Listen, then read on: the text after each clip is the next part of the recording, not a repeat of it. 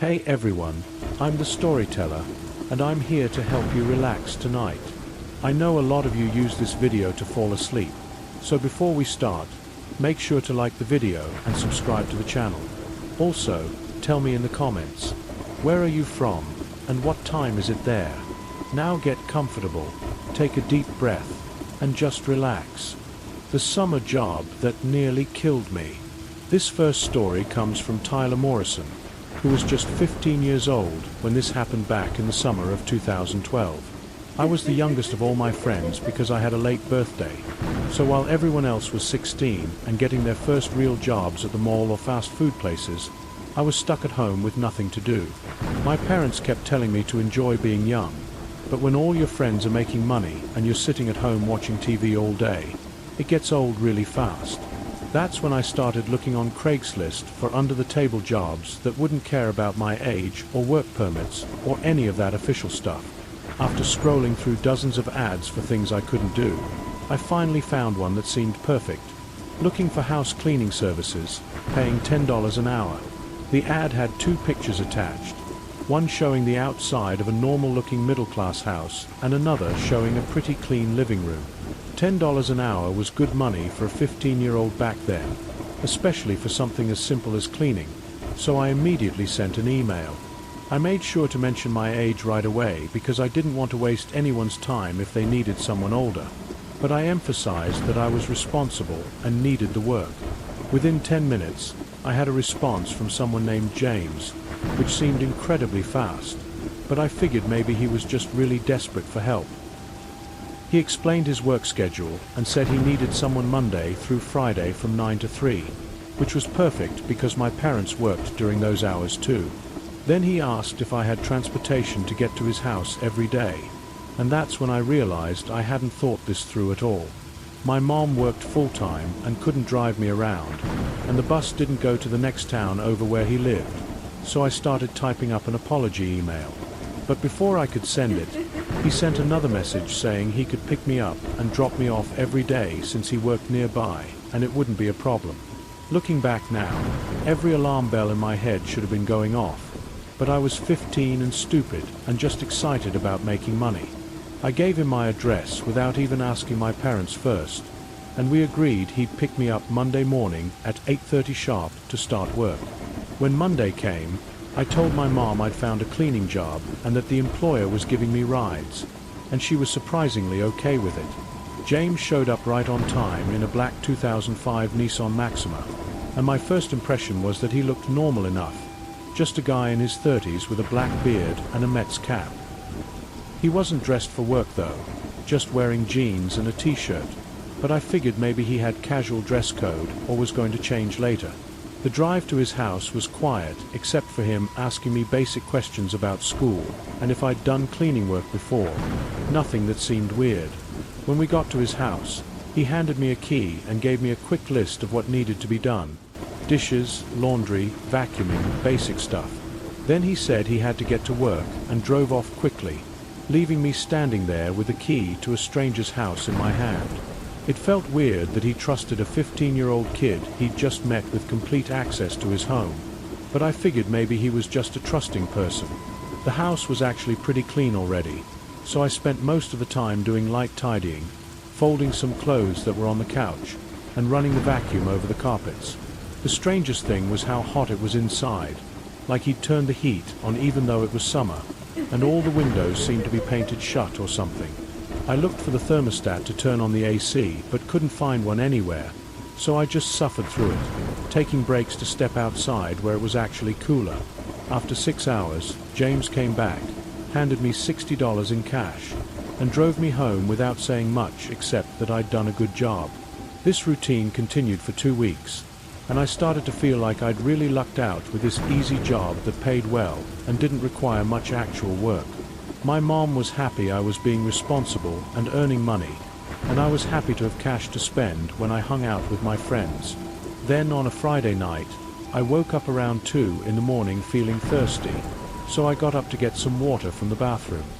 As I passed my bedroom window, I saw someone standing in our front yard, just standing there perfectly still and looking up at my window. I screamed before I could stop myself. and my parents came running in, but by the time they looked outside, whoever it was had disappeared into the darkness.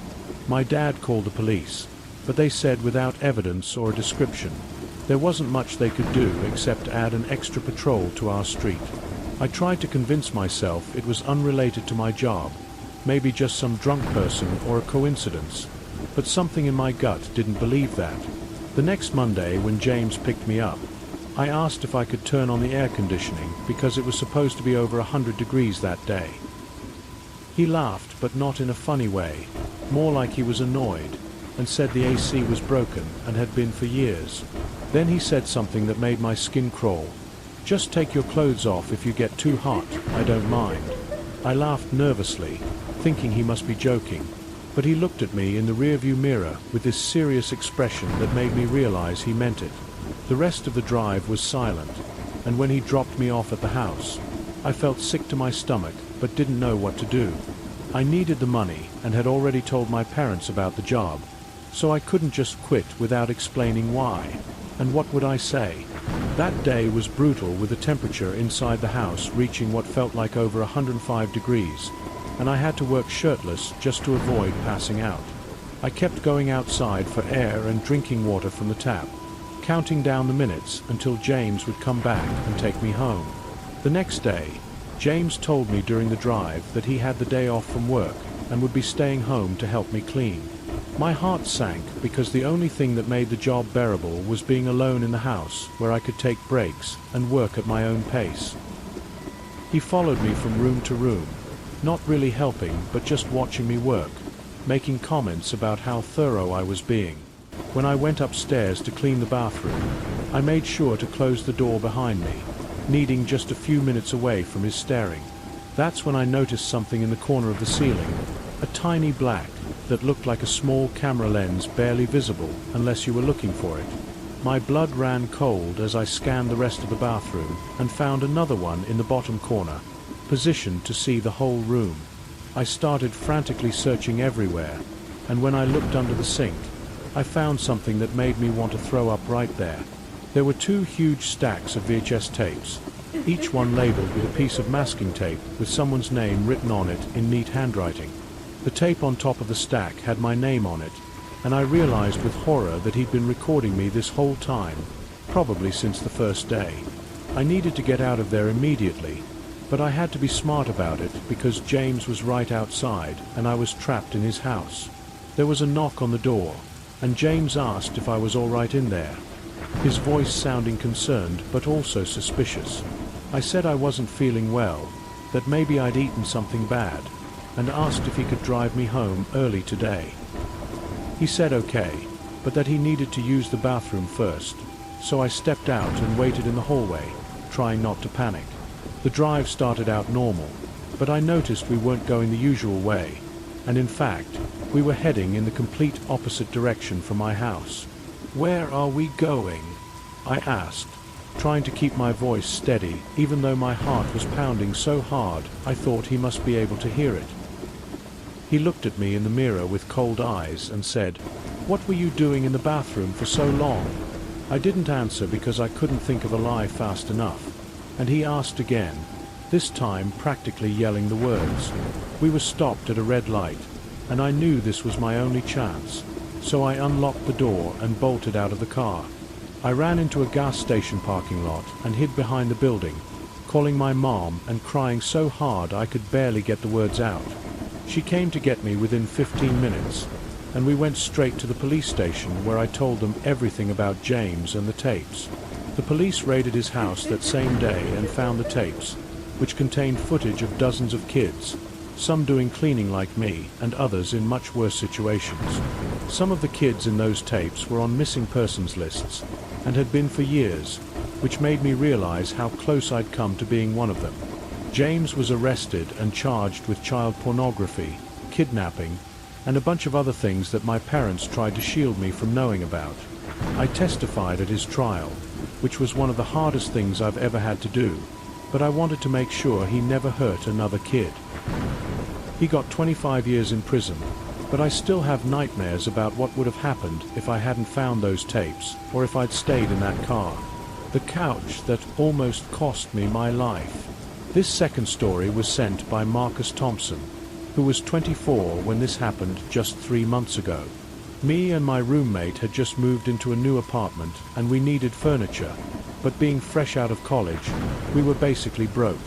We'd been sitting on the floor eating dinner off a coffee table made from a cardboard box, so getting a real couch became priority number one. I spent hours scrolling through Craigslist looking for something decent that wouldn't destroy our budget, wading through listings that were either too expensive or looked like they'd been pulled from a dumpster. Finally, on page 3, I found it. A black leather couch in what looked like perfect condition for only $200. The pictures showed a nice modern-looking couch with no visible tears or stains, and I immediately thought this had to be too good to be true. But desperation makes you ignore your instincts. So I emailed the seller saying I was interested and asking if it was still available. He responded within an hour saying yes and giving me his address, telling me I could come look at it any time after 5 when he got home from work. My roommate was working overtime that night, so I had to go alone, which I wasn't thrilled about, but figured it would be fine for a simple furniture pickup. The address was about 45 minutes outside of town, which seemed far, but I'd driven further for good deals before, so I didn't think much of it. As I drove, the neighborhoods got progressively more rural, going from suburbs to farmland to basically wilderness with houses few and far between. The GPS led me down a long dirt driveway surrounded by thick trees that blocked out most of the dying sunlight, making it feel later than it actually was. The house at the end of the driveway was small and old, one of those places that looked like it had been built 50 years ago and never updated. There were no other cars in the driveway and no lights on inside, which made me wonder if I had the wrong place or if the guy wasn't home yet. I knocked on the door and waited, hearing nothing from inside at first, then the slow creak of footsteps on old wooden floors.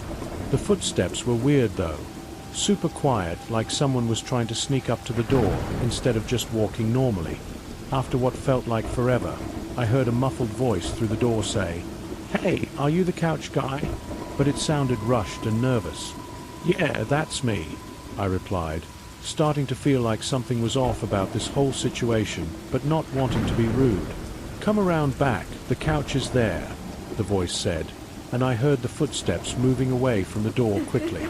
I walked around the side of the house, my instincts screaming at me to leave, but I kept telling myself I was being paranoid over nothing. When I turned the corner to the backyard, what I saw made my blood freeze and every alarm bell in my head go off at once. There were 4 men dressed in black robes standing in a circle around what looked like a wooden hatch in the ground with chains wrapped around it.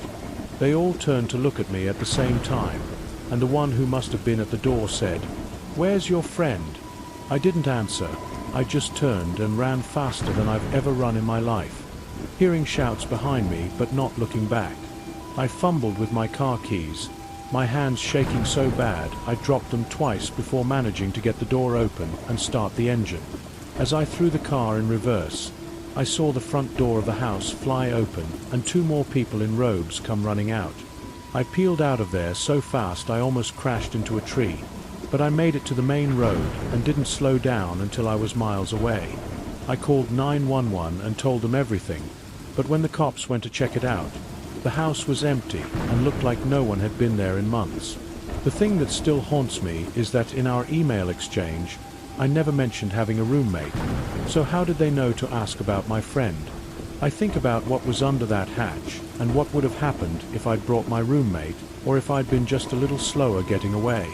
We ended up buying a couch from an actual furniture store, and I deleted my Craigslist account that same night and haven't looked back since. The craft storage nightmare. This last story comes from Jessica Palmer about something that happened when she was just 12 years old. I had gotten really into crafting that year, and for Christmas, my family had given me tons of art supplies, beads, paints, and fabric. The problem was I had nowhere to put it all, and my room was turning into a disaster area with supplies scattered everywhere. My sister, who was 27 at the time, suggested we look on Craigslist for some kind of storage solution since retail stores wanted crazy prices for organizers. We found someone selling a huge storage tote, the kind with multiple compartments and drawers, for only $10 when it would have been almost 100 new. My sister helped me email the seller since I was too young to have my own account, and we asked about picking it up that weekend. The seller responded within an hour asking where we wanted to meet, and I suggested the Dollar Tree near our apartment since it was public and close by. But the seller said he preferred to deliver it directly to our home, which my sister immediately said no to because that seemed unsafe. We went back and forth a few times before finally agreeing on the Dollar Tree, but he said he could only meet at 9 at night. That seemed really late, especially for meeting a stranger, but he said he worked until 8:30 and it was the only time he could do it. My sister was supposed to come with me, but that night she got called in for her night shift at the hospital where she worked as a nurse. She said since the Dollar Tree was only a 5-minute walk and I'd have my wagon to carry the tote, I could go by myself and come straight back. Looking back, I can't believe she let me go alone, but I think she was stressed about work and wasn't thinking clearly about the danger. I left at 8:30 with my $10 and my little red wagon, walking through our apartment complex and down the street to the shopping center. The Dollar Tree parking lot was mostly empty, with only a few cars including an old beat-up Kia that looked like it had seen better days. I saw a man sitting in the Kia and called out, "Hey, got the tote?" trying to sound confident even though I was starting to feel scared. He got out of the car slowly, and something about the way he moved made me take a step back instinctively. "I left it at home," he said, which made no sense because why would you drive to meet someone and forget the thing you're supposed to sell them? "But if you come with me to my house, you can get it for free instead of paying," he added, moving closer to where I was standing. Every safety lesson my parents had ever taught me started flashing through my head, and I knew I needed to get out of there immediately. "No thanks, I have to get home," I said, starting to back away with my wagon, but he kept following me step for step. Then he said something that made my whole body go cold. "Your address is 234 Letter Road, right? Apartment 3B. I had never told him my address, only that we lived near the Dollar Tree, so the fact that he knew exactly where I lived was terrifying. I dropped the wagon handle and ran as fast as my legs could carry me, not looking back even when I heard him yelling after me. I burst through our apartment door and ran straight to my room, locking the door and pushing my dresser in front of it for good measure. Then I went around and made sure every window was locked and covered them with whatever I could find, including black clothes and towels. I sat on my bed shaking for hours, too scared to even call my sister because I didn't want to get in trouble for going alone. Around midnight, I heard heavy footsteps coming up the stairs to our floor, which was weird because most of our neighbors were elderly and definitely not heavy walkers. The footsteps stopped right outside our door, and then I heard his voice, the same one from the parking lot. "Hey, you still want that tote? It's down in my car." I thought I was going to pass out from fear, but I managed to crawl to the door and look through the peephole without making any noise. I could see his back as he stood there, and then he turned around and looked directly at the peephole like he knew I was watching. I quickly covered the peephole with a shirt and backed away, barely breathing as I heard him try the doorknob, jiggling it back and forth. When that didn't work, he started kicking the door, each kick getting harder and louder until I was sure it was going to break. I hid in the cabinet under the bathroom sink, clutching an old broom handle like it would somehow protect me from whatever this man wanted to do. The door finally gave way with a huge crash, and I heard him walking through our apartment, calling out in a sing-song voice that made me want to scream. Just then, our neighbor Mr. Rodriguez came running in with a baseball bat, yelling at the intruder to get out or he'd bash his skull in. I heard a struggle and peeked out to see Mr. Rodriguez hit the man in the face with the bat, knocking him to the floor. I ran out with my pathetic broom and gave him a weak hit before he got up and lunged at me, his face bloody and furious. I jumped down the entire flight of stairs, something I'd never done before, and ran out of the building toward my sister's work at the hospital. I ran the 8 blocks without stopping, my lungs burning and my legs feeling like jelly, sure he was right behind me the whole time. When I burst into the emergency room, I was crying so hard the nurses thought something terrible had happened, which I guess it had. They called my sister and the police, and within an hour, they'd caught the man trying to break into another apartment in our complex. It turned out he was a registered sex offender who'd been stalking kids through Craigslist ads, figuring out where they lived through various tricks. We moved to a different apartment complex the next month, and my sister ended up transferring to a different hospital in another city for college. I never used Craigslist again, and even now as an adult, I get panic attacks when I hear unexpected footsteps on stairs. The police said I was lucky Mr. Rodriguez heard the commotion, because they found rope and other things in the man's car that showed he'd planned to take me somewhere. The thing in my brother's room. This first story comes from Daniel Morrison, who was in 7th grade when this happened at his family home in Ohio. My family has always been the biggest skeptics you could imagine, which is why what happened that day still bothers me so much because I can't explain it. It started when I went downstairs one evening and found my brother in the kitchen, and I don't know why, but I suddenly felt compelled to ask him if he believed in ghosts. He shook his head no, but then told me about something weird that had happened to him once, and that gave me the courage to ask what I really wanted to know. "Did you ever try to scare me when I came home from school?" I asked, hoping his answer would explain what I'd experienced years ago. He looked at me strangely and said, "All I ever did was shoot a Nerf gun bullet at you while you were on the computer that one time." My heart sank because that wasn't what I was hoping to hear, and it definitely wasn't what had happened to me back in 7th grade. I do remember the Nerf gun incident, but that was nothing compared to what I was about to tell him, so I took a deep breath and shared my story. It happened during the middle of the school year when I had just started 7th grade and was getting used to my new schedule. I came home that day like any other day and went straight to my bedroom where I flopped on my bed and put in earbuds to watch YouTube videos. My mom called me to let me know that my brother would be leaving soon to go to a friend's house, and reminded me that both my parents worked late. This meant I would be home alone for several hours, which always made me nervous even though I tried not to show it. I was always a very quiet kid when no one was around because I had this irrational fear that if someone was in the house with me, staying quiet would keep me safe. If I didn't make much noise, then they couldn't find me, right? It's funny how that childhood paranoia might have actually saved me that day. After watching videos for a while, I paused to go to the bathroom, and I should explain the layout of our house because it's important to the story. Our house has a weird design where if you're in the bathroom facing the door, you can step out and turn left to reach my brother's room at the end of a short hallway. If you turn right instead, you reach the stairway that goes down to the main floor, but there's a platform in the middle where you have to turn to continue down. The stairway leads to our main entrance, and we have an alarm system that announces whenever any door or window is opened. So there I was in the bathroom, about to flush the toilet when I heard a loud thud come from my brother's room. I figured he must still be home and getting ready to leave for his friend's house, so I flushed the toilet and went to wash my hands. But then the house went completely silent, and I mean that kind of silence that feels heavy and wrong, like the air itself is holding its breath. I turned off the sink and stood there listening, and that's when this feeling of pure dread washed over me for no logical reason.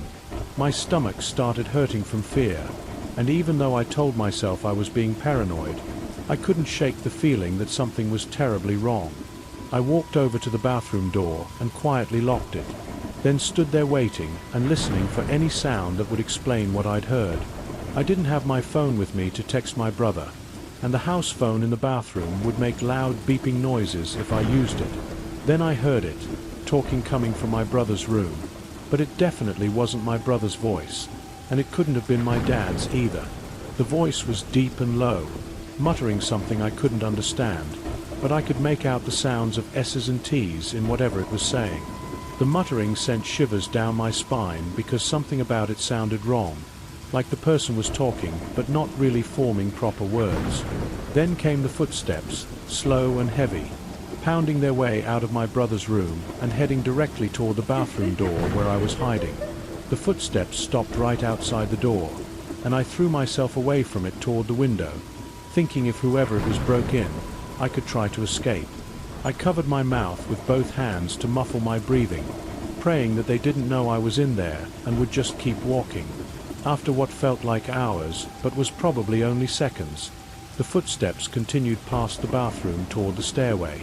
I heard them reach the stairs, and then there was a huge crashing noise from what sounded like the middle platform. Another crash came from the bottom of the stairs, and then I heard the front door open and the alarm system announce it. But I still didn't feel safe enough to leave the bathroom because something about the timing felt wrong, like it was too convenient. To the left of where I was standing, near the floor, we have a laundry chute that leads down to our laundry room in the basement. If someone were to get from the main floor to the laundry room using the normal route, it would take at least 30 seconds. But only about 10 seconds after I heard the front door close, there was a vicious pounding on the small laundry chute door right next to me. It sounded like someone had taken a broom handle or something similar and was jabbing at the door from below, trying to break through. I stood there frozen in absolute terror, watching the small door vibrate and shake with each impact, praying it wouldn't burst open. The pounding continued for what felt like forever, but was probably only a minute or two, and then suddenly it just stopped. I waited in that bathroom for at least an hour, too terrified to move, before finally creeping back to my room to call my parents. Nobody answered their phones, so I had to wait for them to get home, holding my bedroom door handle the entire time since I didn't have a lock. When my parents finally got home, they didn't believe me, and neither did my brother when he arrived later that evening.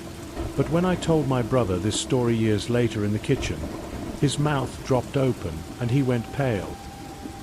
He told me that when he lived in that room, he used to hear things moving around in the attic that accessed through his bedroom ceiling. Sometimes he would hear footsteps up there, or things being dragged around, but he never told anyone because he thought he was imagining it. We still don't know who or what was in our house that day, and honestly, I try not to think about it too much. The fact that whatever it was knew to pound on the laundry chute door, like it knew the layout of our house, still terrifies me. The neighbor who watched. This second story was submitted by Melissa Rodriguez about her experience living in a Bronx apartment when she was 16. Living in the Bronx was definitely an experience, and not a good one, with sketchy characters everywhere and a constant feeling of unease. Our apartment was the second to last one in the hall on the 7th floor, and our neighbor in the very last apartment was the creepiest person I've ever encountered. This man, probably in his 60s with thinning grey hair, would always be sitting outside his door on the windowsill whenever I came home. He never seemed to do anything else, just sat there watching people come and go, but he always made a special point of staring at me. Even when I was with my mom, he would fix those empty eyes on me and just stare without any expression on his face at all. My mom noticed it too and told me to stay away from him, and we never even learned his name in all the time we lived there.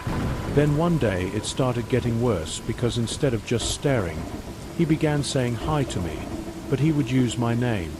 I have no idea how he learned my name since we'd never spoken before, but hearing him say it made my skin crawl every single time. This went on for weeks, him sitting there saying, "Hi Melissa," in this flat voice whenever I passed by, until one particular night changed everything.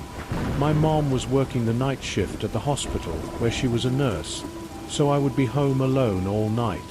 I came home around 9 in the evening, and there he was as usual, sitting on that windowsill like he had nothing better to do with his life. But this time, instead of just saying hi, he asked me a question that made my blood run cold. "Is your mom working tonight?" Looking back, I cringe at my own stupidity because I actually nodded yes instead of lying or ignoring him completely.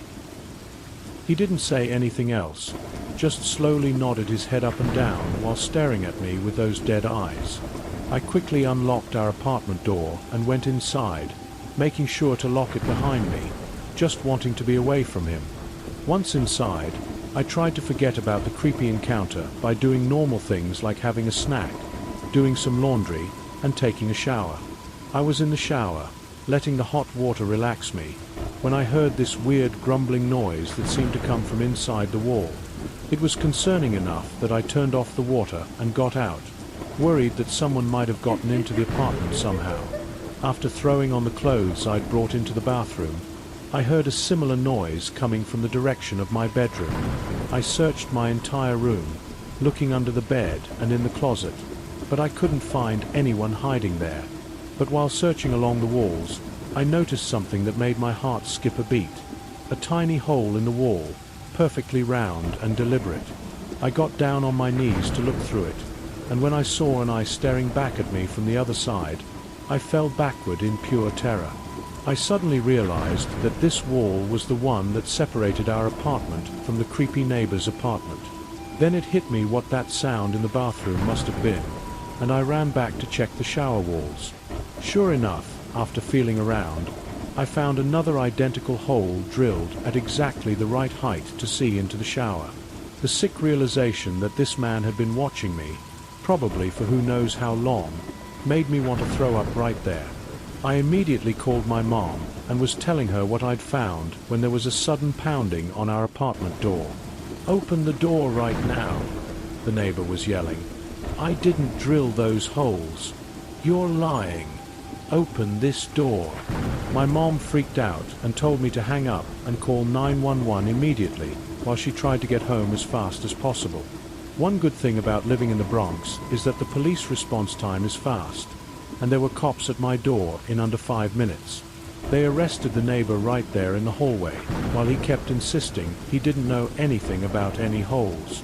When they searched his apartment, they found drilling equipment and several more holes that looked into other parts of our apartment. My mom got home about half an hour later and immediately pressed charges for stalking, invasion of privacy, and criminal mischief. The apartment building evicted him within the week and patched up all the holes at his expense before he went to jail. I never found out how long he'd been watching me or what else he might have seen, and honestly, I don't want to know. We moved out of that apartment 2 months later, and I still have trouble taking showers without checking the walls first. The thing that chased us. This last story comes from Jake Williams about a camping trip that went horribly wrong in the forests of Northern California. My friend Hal was an Eagle Scout and huge nature lover who was always going on these camping trips to random places. I'd always turned down his invitations before, but this time I decided to see what all the fuss was about and agreed to go along.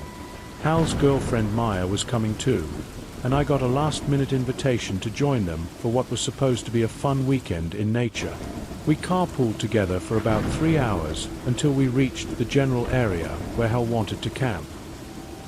He didn't believe in using regular campsites because he said it wasn't real camping when you're surrounded by other people and their RVs.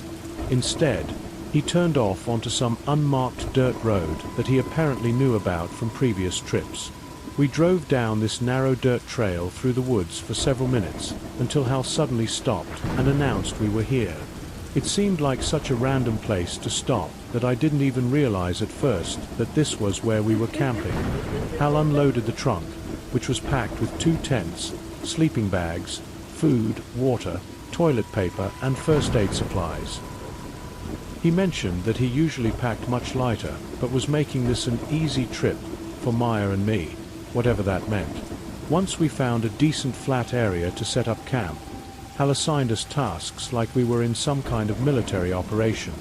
I knew how to set up tents from Boy Scouts, so he put me in charge of that while he went to gather firewood. Maya stayed with me to help with the tents and unpack supplies while Hal kept disappearing into the woods and coming back with armfuls of dry wood. Night fell faster than expected in the forest, but thankfully Hal had gathered enough wood to get a good fire going. We sat around the fire drinking beer and telling old stories from college, most of which were from before Maya was in the picture.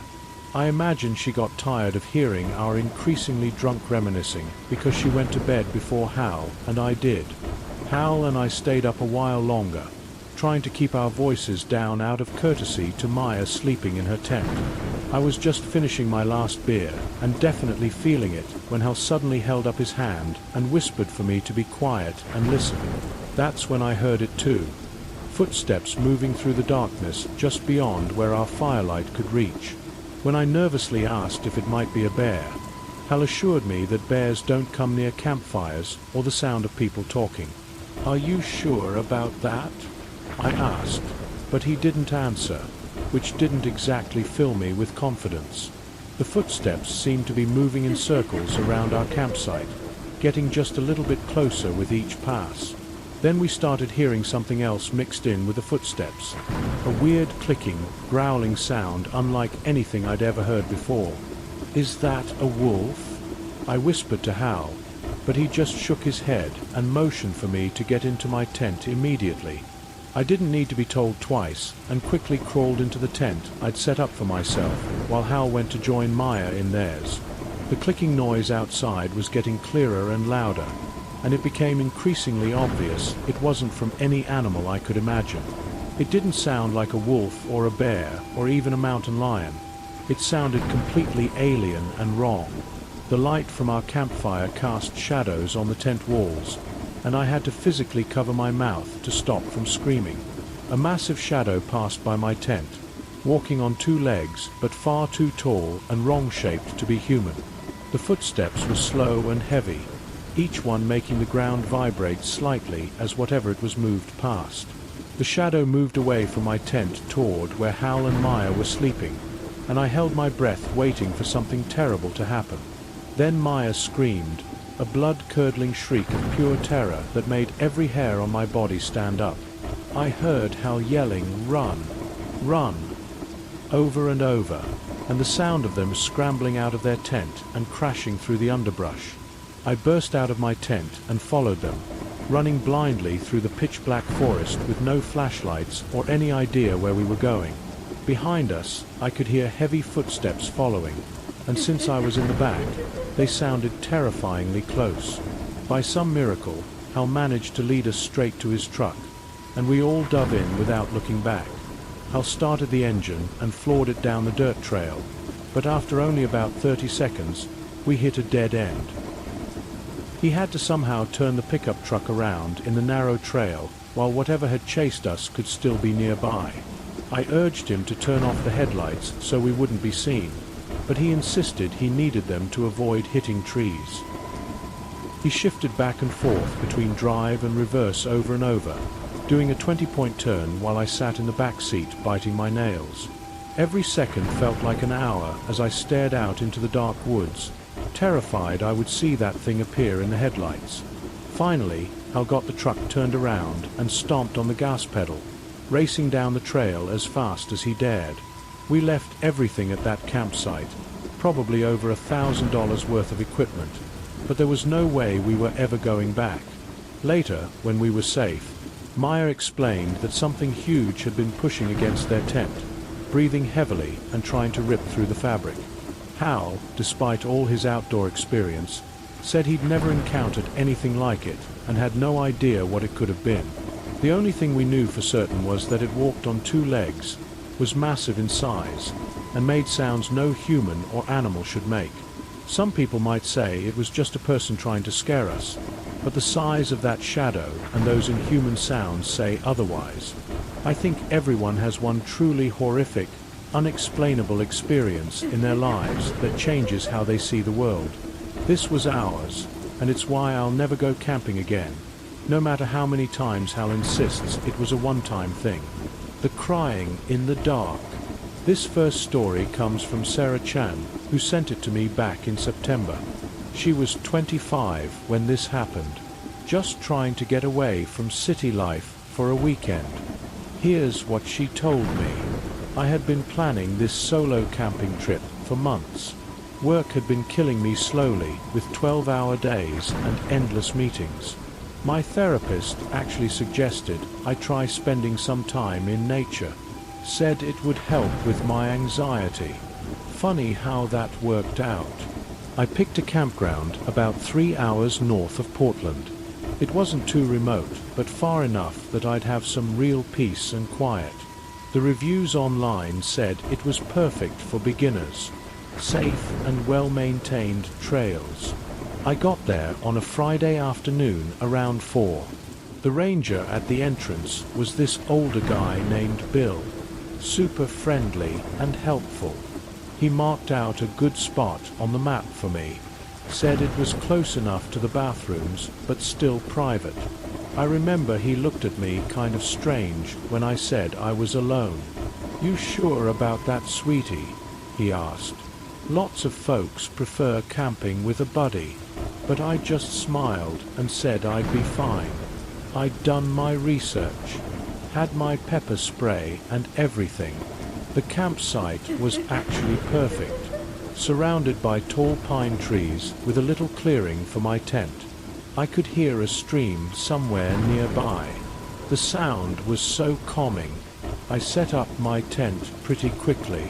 I'd practiced in my backyard a dozen times, got my sleeping bag all arranged inside, hung my food in a bear bag like the YouTube videos showed me, started gathering wood for a fire. Everything was going exactly how I planned. The sun started setting around 7. The forest got this beautiful golden glow. I sat by my little fire eating my freeze-dried mac and cheese, feeling pretty proud of myself. This was exactly what I needed. Just me and nature. No emails, no phone calls, no stress. That's when I heard it the first time. It sounded like a woman crying. Not loud sobbing, but that quiet kind of crying. Like when you're trying not to let anyone hear you. It was coming from somewhere deeper in the woods, maybe 50 yards away. I froze with my spork halfway to my mouth. My first thought was that someone was hurt. Maybe another camper had fallen or something. I called out, "Hello? Are you okay?" The crying stopped immediately. Complete silence. Even the birds seemed to quiet down. I waited for a response, but nothing came. Just the crackling of my fire. I tried to go back to eating, but I couldn't shake the feeling. Kept glancing over my shoulder into the darkness. About 10 minutes later, I heard it again. Same quiet crying, same direction, but maybe a little closer this time. I stood up and grabbed my flashlight. "Hello," I called again. "Do you need help?" The crying stopped again. This time I noticed something that made my skin crawl. When the crying stopped, it stopped instantly. Not like someone trying to quiet down, but like someone flipping a switch. I sat back down by the fire, pulled out my phone even though I barely had signal. Thought about texting someone, but what would I say? I'm hearing crying in the woods. They'd think I was paranoid. Besides, I only had 1 bar of signal. Probably couldn't get a message out anyway. The crying started again about 20 minutes later. Definitely closer now. Maybe 30 yards. Still that same sad, quiet sound. But something was wrong with it. It was too consistent, too rhythmic, like someone playing a recording on loop. I didn't call out this time. Instead, I built up my fire bigger. The more light, the better, I figured. Started to wish I'd listened to Ranger Bill about camping with a buddy. Around 10 o'clock, I decided to try and sleep. Figured I was just psyching myself out. City girl afraid of nature sounds.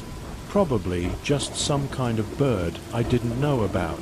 Owls make weird noises, right? I crawled into my tent and zipped it up tight. Lay there in my sleeping bag, listening to every little sound. The crying had stopped for now. Maybe whatever it was had moved on. I actually started to drift off when I heard footsteps. Slow, careful footsteps on the pine needles outside, circling my tent. I held my breath, grabbed my pepper spray in one hand and my phone in the other. The footsteps stopped right outside my tent door. I could hear breathing, slow and steady. Then the crying started again, right outside my tent. So close I could hear the little hiccups between sobs. But the breathing didn't change. Whoever was out there was crying without actually crying, just making the sounds. I lay there frozen for what felt like hours, but was probably only minutes. Then I heard the zipper. My tent zipper moving. Just an inch. Then another. I screamed as loud as I could and sprayed the pepper spray at the opening. Heard someone stumble backward and crash into the bushes. Didn't wait to see who or what it was. I burst out of the tent and ran. Left everything behind. Just ran toward the main road in my pajamas and socks. Branches scratching my face and arms. Stumbling over roots in the darkness. Behind me I could hear footsteps. Not running but walking. Steady and patient. Like they knew I couldn't run forever. And the crying. That horrible fake crying following me through the trees. I made it to the road after what felt like miles, but was probably only a few hundred yards. A pickup truck came around the bend and I waved frantically. Nearly threw myself in front of it. The driver was this young guy named Marcus. Saw the state I was in and didn't ask questions. Just told me to get in and drove me straight to the ranger station. Ranger Bill was still there doing paperwork. His face went pale when I told him what happened. He called the police right away. Then he said something that still gives me nightmares. We've had 3 other reports like this in the past month. Always women camping alone. Always the crying sounds. You're the first one to get away. The police searched my campsite and found my tent slashed to pieces. My stuff scattered everywhere. But the worst part was what they found in the woods nearby. A little speaker hidden in the bushes, and a trail of cigarette butts leading deeper into the forest. They never caught whoever it was, but there were no more reports after that night. Maybe they moved on to somewhere else. Maybe they're still out there, waiting for the next woman who thinks she's brave enough to camp alone. I never went camping again. Never even go hiking by myself anymore. Sometimes at night when I'm trying to sleep, I still hear that crying, that fake mechanical crying, and I wonder what would have happened if I hadn't screamed, if I hadn't run, if I'd been a little slower, a little less lucky.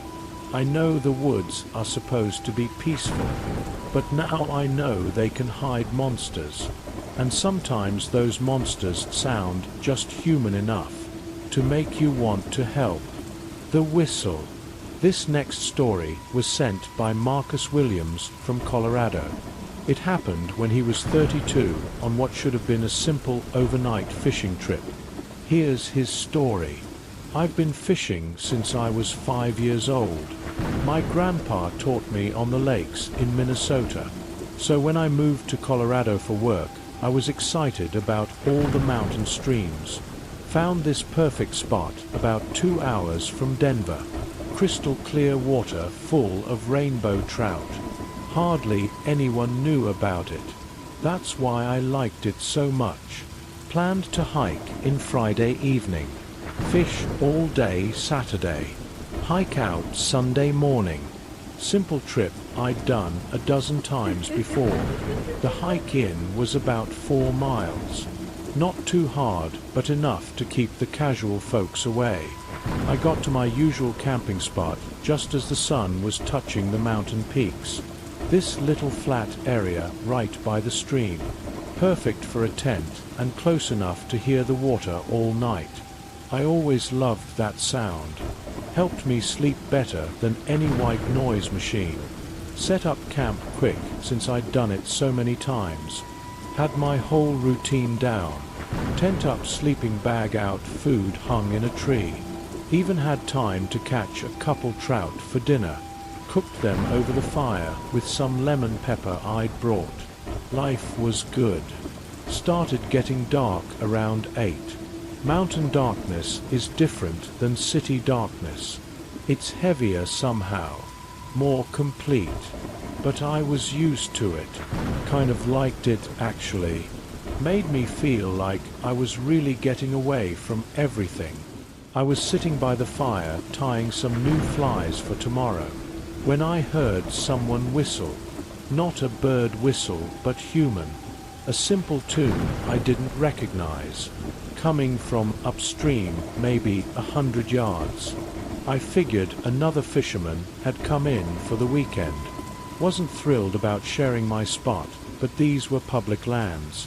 Called out a friendly, "Hello there." The whistling stopped. No response.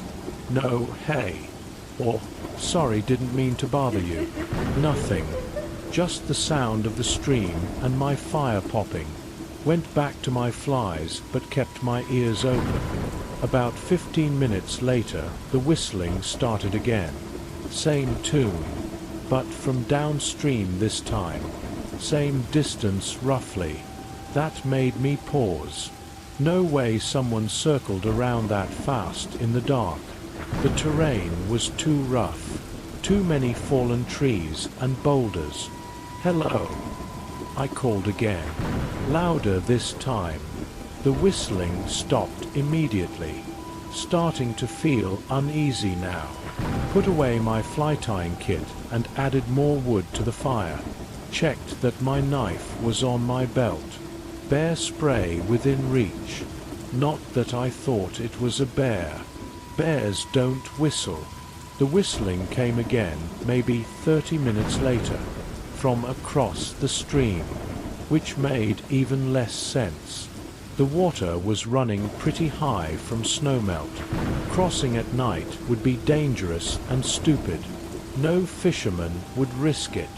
The tune was longer this time, more complex, almost like whoever was whistling wanted me to hear it, wanted me to know they were there. I didn't call out this time, just sat there by my fire listening, trying to figure out what was going on. The whistling continued on and off for the next hour, always from a different direction, always the same distance, like something was circling my camp, staying just out of the firelight. Around 11, I decided to turn in. Figured if someone wanted to play weird games in the woods, that was their problem. I had fishing to do in the morning. Crawled into my tent and tried to get comfortable. The sound of the stream usually knocked me right out, but not tonight. I lay there listening, waiting. The whistling started again around midnight. Closer now, maybe 50 feet from my tent. I could hear every note crystal clear. It was almost beautiful in a creepy sort of way, like a lullaby from a horror movie. Then it stopped, and I heard footsteps, slow, deliberate steps on the gravel by the stream, getting closer. I grabbed my knife and bear spray, held my breath. The footsteps circled my tent twice, paused at the entrance. Then I heard something that made my blood freeze. My name, whistled in that same tune. But how could anyone know my name out here? I didn't have it on any of my gear. Hadn't told anyone at the trailhead. Hadn't seen another soul since I left Denver. The whistling continued. Marcus Williams. Each syllable perfectly matched to the notes, over and over, like a demented song. I wanted to burst out of the tent, confront whoever this was, but something held me back. Some primitive instinct that said staying hidden was safer. The whistling went on for maybe 5 minutes, felt like 5 hours, then suddenly stopped. Footsteps moved away toward the stream.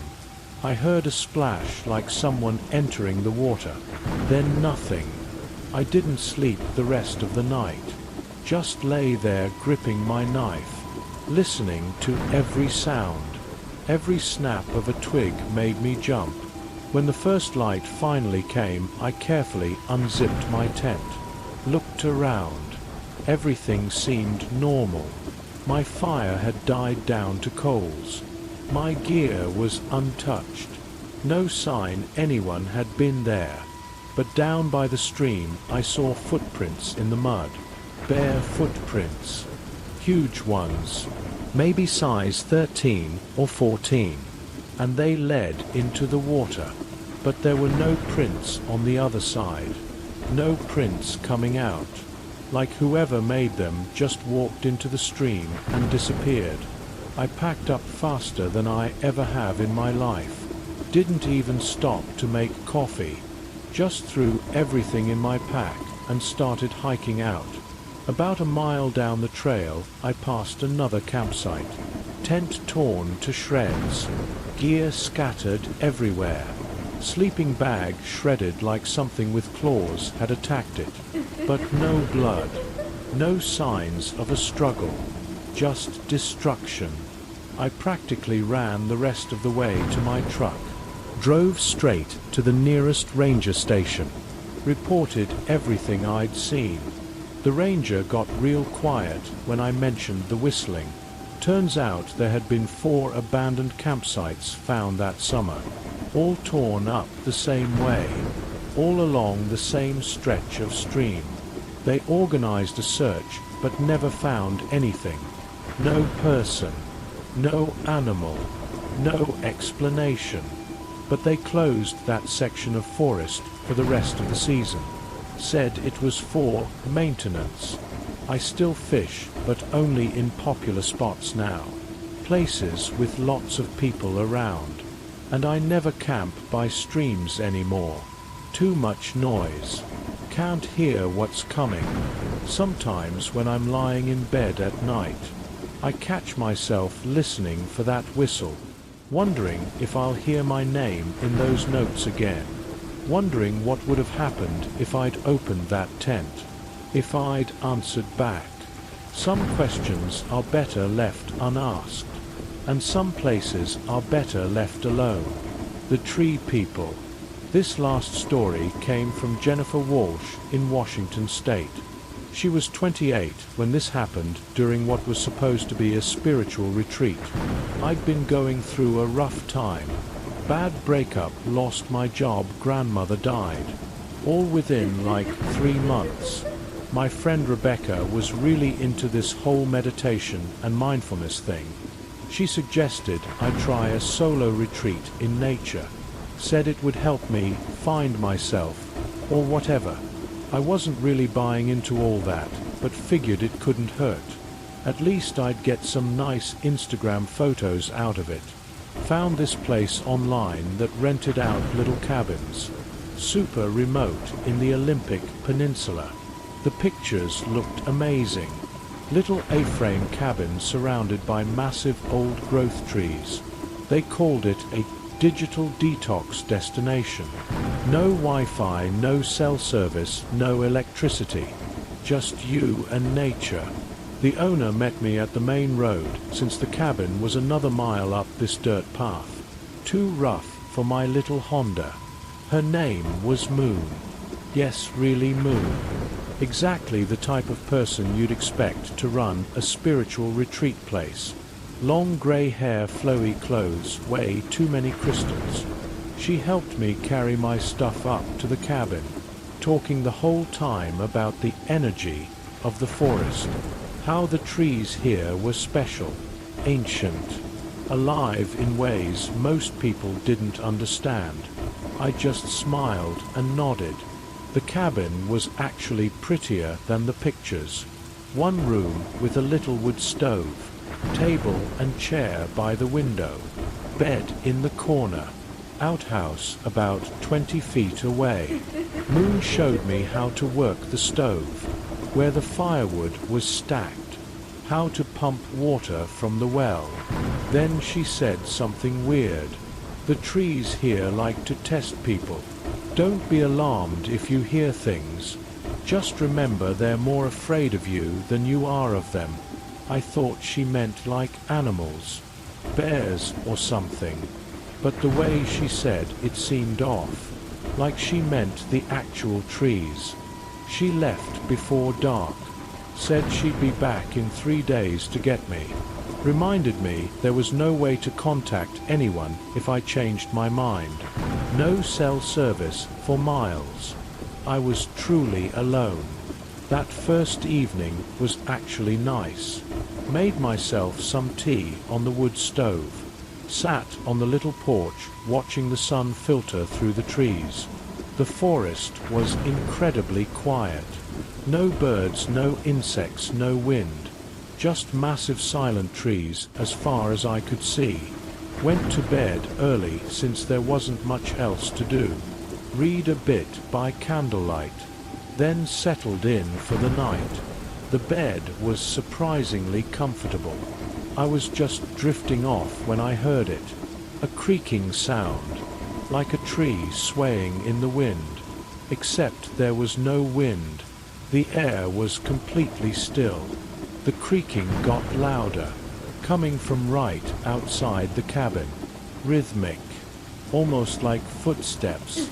If footsteps could sound like wood bending.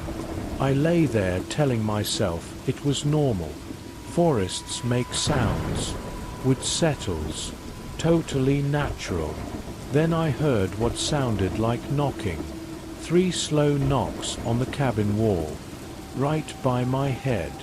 I sat up, heart pounding. Hello. My voice came out as barely a whisper. 3 more knocks. This time from the opposite wall. Then the roof. Then all the walls at once. Like something was circling the cabin, tapping as it went. I grabbed my flashlight and shined it out the window. The beam barely penetrated the darkness. But in that weak light, I saw something that made me question my sanity. The trees were moving, not swaying but walking, lifting their roots like legs, shuffling closer to the cabin. I rubbed my eyes, looked again. They were still, just normal trees, but closer than I remembered. Definitely closer. I told myself I was imagining things. Stress and exhaustion playing tricks. Got back in bed and pulled the covers over my head like a kid. The knocking continued on and off all night. Sometimes on wood, sometimes on the window, always in patterns of 3. When sunlight finally came, I ventured outside. Everything looked normal, except the trees were definitely closer. The clearing around the cabin was smaller. I could see drag marks in the dirt, long grooves like something heavy had been pulled, or had pulled itself. I spent that day trying to convince myself I was being paranoid. Went for a walk to clear my head, but every time I looked back the trail seemed different. Trees in places they hadn't been before. Paths that dead-ended into walls of trunks. I started marking trees with ribbons from my backpack. Within an hour the ribbons were gone. Not torn down, just gone, like they'd never been there. That second night was worse. The trees didn't just knock. They scraped against the cabin. Long, slow scratches like fingernails on wood. I could hear them pressing against the walls. The whole structure creaking under the weight. Through the window I saw shapes in the darkness. Tall figures that might have been trees, or might have been something pretending to be trees. They swayed without wind, leaned toward the cabin, then pulled back, like they were deciding whether to come closer. Around 3 in the morning, something tried the door handle. Not knocked. Tried to open it. The handle rattled for a full minute while I sat frozen in bed. Then footsteps on the porch. Heavy, dragging, circling the cabin again and again. I didn't sleep. Just sat there clutching my flashlight, waiting for dawn. When the sun came up, I ran outside ready to leave. Forget the 3 days. I was done. But the path was gone. Where it should have been was just trees. Massive ancient trees pressed so close together I couldn't squeeze between them. I circled the cabin looking for any gap, any way through. Nothing. The clearing was now maybe 10 feet across. Just enough room for the cabin and outhouse. The trees had formed a wall. I was trapped. I tried climbing. The lowest branches were 30 feet up. Tried pushing between trunks. They wouldn't budge. Started hitting them with firewood. Screaming for help. My voice just disappeared into the forest. Absorbed like the trees were eating the sound. That third night I didn't even try to sleep. Sat in the middle of the cabin floor with every candle lit, watching the walls. The trees came right up to the windows, pressed their bark against the glass. I could see faces in the patterns, eyes and mouths twisted in the wood grain. They whispered in voices like wind through leaves, telling me things I didn't want to hear, that I belonged here, that the forest needed me. That moon brought them fresh people every season, people who wouldn't be missed, people who came here to find themselves, and did, just not the way they expected. The whispers said the trees were hungry, had been sleeping so long, needed new roots, new growth, needed me. Just before dawn the door opened. I hadn't unlocked it. It just swung wide, and I saw Moon standing there, except it wasn't really Moon.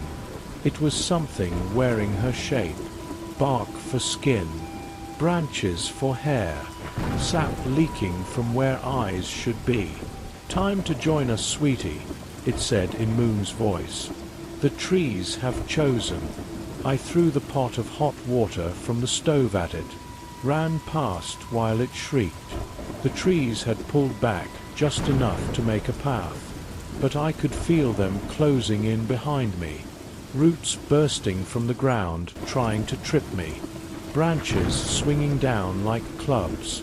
I ran faster than I've ever run, crashing through undergrowth, sliding down slopes. Behind me I could hear them following, hundreds of trees uprooting themselves, pursuing, the ground shaking with their steps. I burst onto the main road just as a park ranger truck was passing, threw myself in front of it, babbling about trees and Moon and being trapped. The ranger thought I was on drugs, but he drove me to town, called the police. They went to check the cabin, found nothing, no cabin, no clearing, no sign there had ever been anything there but forest. Moon's retreat website was gone, her phone disconnected, like she'd never existed. The police said I must have gotten lost, hallucinated from dehydration. But I know what I saw, what I heard, what hunted me. I live in the city now, won't even go to parks, can't stand the sight of trees, especially old ones, because sometimes I catch them moving, just a little, when they think I'm not looking, and I wonder how many other people have disappeared into forests. How many missing hikers are really just new trees, standing silent and still, waiting for the next person to come along, waiting to grow their forest, one soul at a time. Something followed me home. This first story comes from Michael Roberts, who contacted me back in November about something that happened to him last summer when he was 34 years old. I had just gotten laid off from my job at the tech company where I'd worked for 8 years, and honestly I was a mess because everything felt like it was falling apart around me. My girlfriend had left me a month before the layoff saying I was too focused on work and never made time for us, which was probably true, but it still hurt like hell. So there I was with no job and no relationship, sitting in my empty apartment, wondering what the point of everything was when my brother called and suggested I go camping. He said getting out in nature would help clear my head and give me some perspective on things, plus it would be cheap, which mattered since I didn't know how long my savings would need to last. I hadn't been camping since Boy Scouts, but I remembered enjoying it back then, so I figured why not give it a shot and see if it helped me feel better. Found this campground online called Pine Valley that was about 3 hours east of Portland in the mountains, and the reviews all said it was peaceful and not too crowded. Packed up my old camping gear from the garage and drove out there on a Tuesday afternoon, thinking weekday camping would mean fewer people around. The drive was actually nice once I got out of the city and into the mountains where the trees got thicker and the air started smelling like pine needles and earth. When I got to the campground, there were only 2 other cars in the parking lot, which was perfect because I really wanted to be alone with my thoughts. Picked a spot way in the back corner near a little stream where I could hear the water bubbling over the rocks and set up my tent, which took forever because I'd forgotten how complicated it was. By the time I got everything set up, the sun was starting to go down behind the mountains and the temperature was dropping fast, so I gathered some firewood and got a fire going. Sat there by the fire eating a can of beans I'd heated up and actually started feeling a little better, like maybe things weren't as bad as they seemed. That's when I heard the whistling coming from somewhere out in the darkness beyond the reach of my firelight.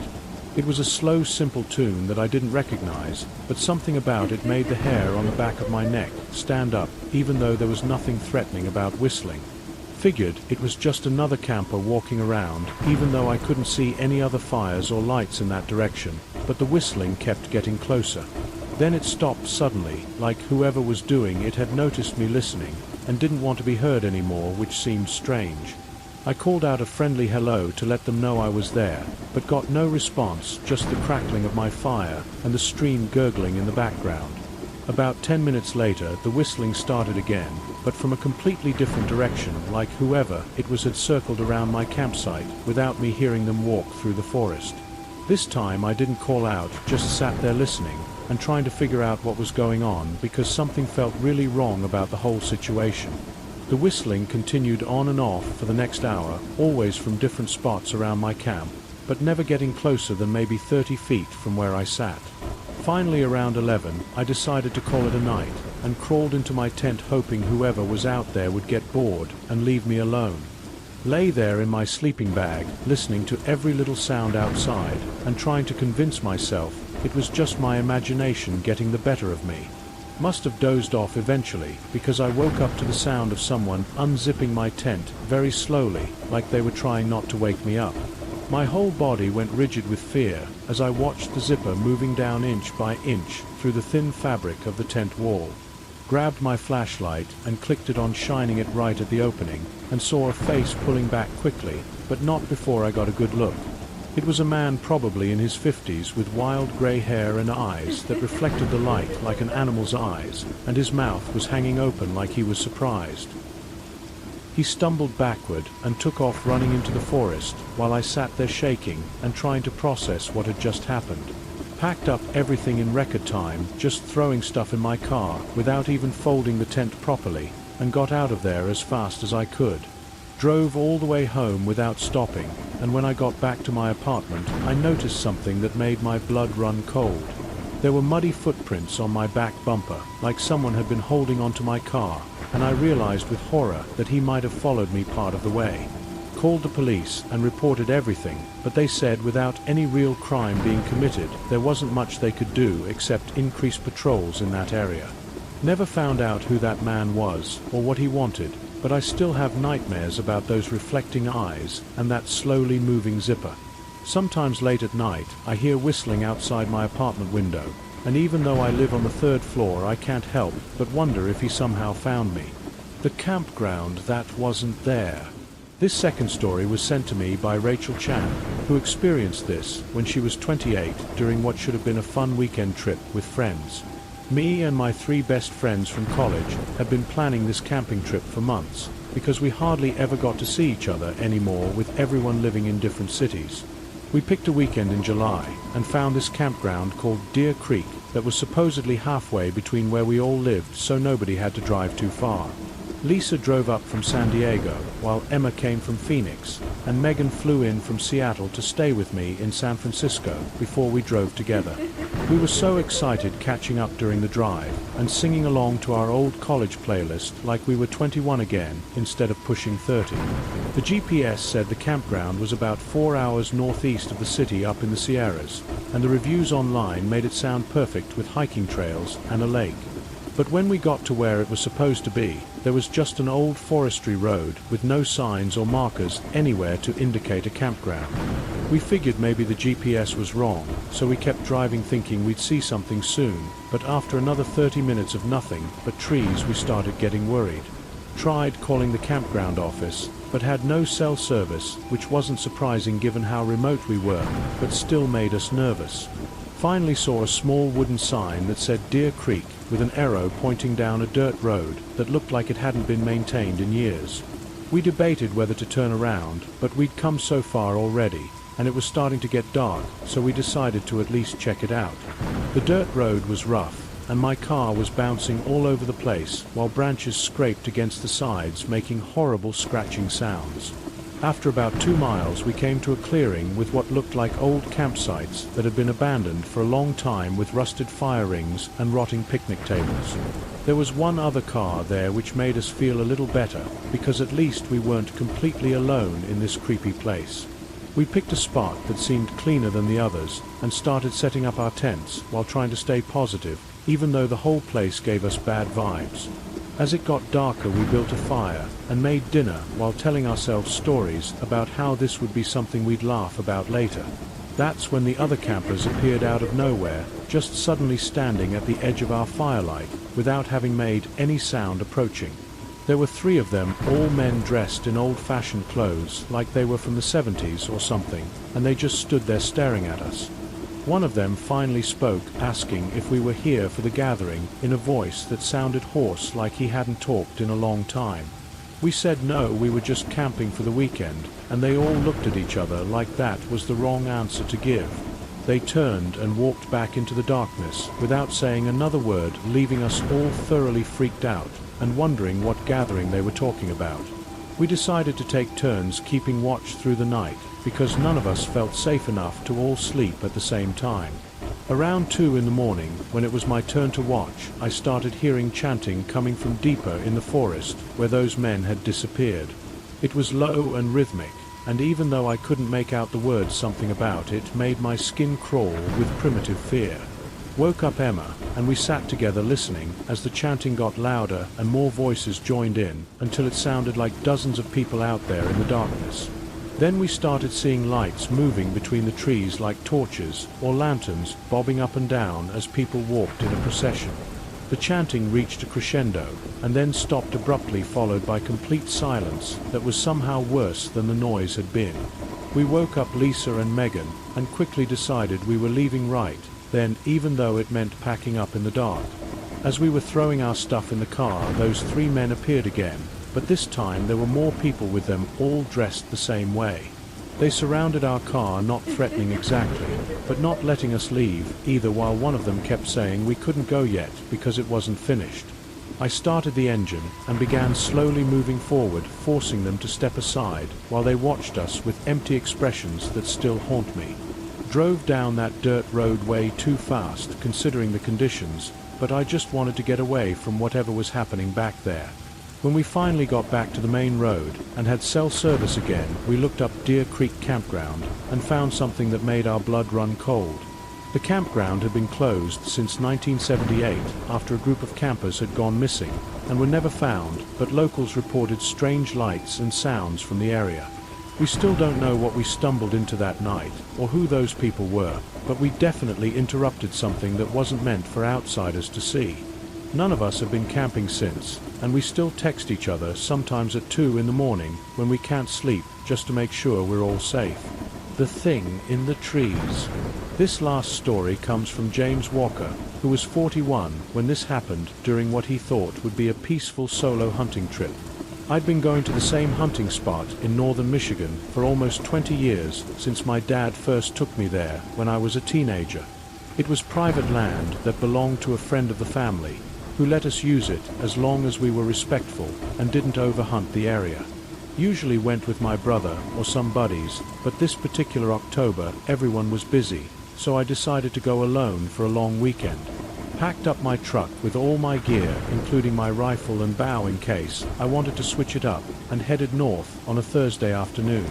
The property was about 6 hours from Detroit, way up in the middle of nowhere, with the nearest town being 45 minutes away. There was an old cabin on the land that we used as base camp, but it was pretty run down, so I always brought a tent too, just in case. When I got there, everything looked normal, and I spent the rest of the daylight hours setting up camp and scouting for deer sign. Found some good tracks near a stream, and decided that's where I'd set up my tree stand early the next morning before dawn. That night I cooked dinner over the camp stove and sat outside the cabin watching the stars, which were incredible without any light pollution. Around 9 o'clock I started hearing something moving in the trees about 50 yards from the cabin, but figured it was just deer or maybe a black bear. The movement continued circling the cabin slowly, and I noticed it didn't sound like any animal I was familiar with because the footsteps were too deliberate. Grabbed my flashlight and rifle and stepped outside, calling out to see if it was another hunter who might have gotten lost or confused.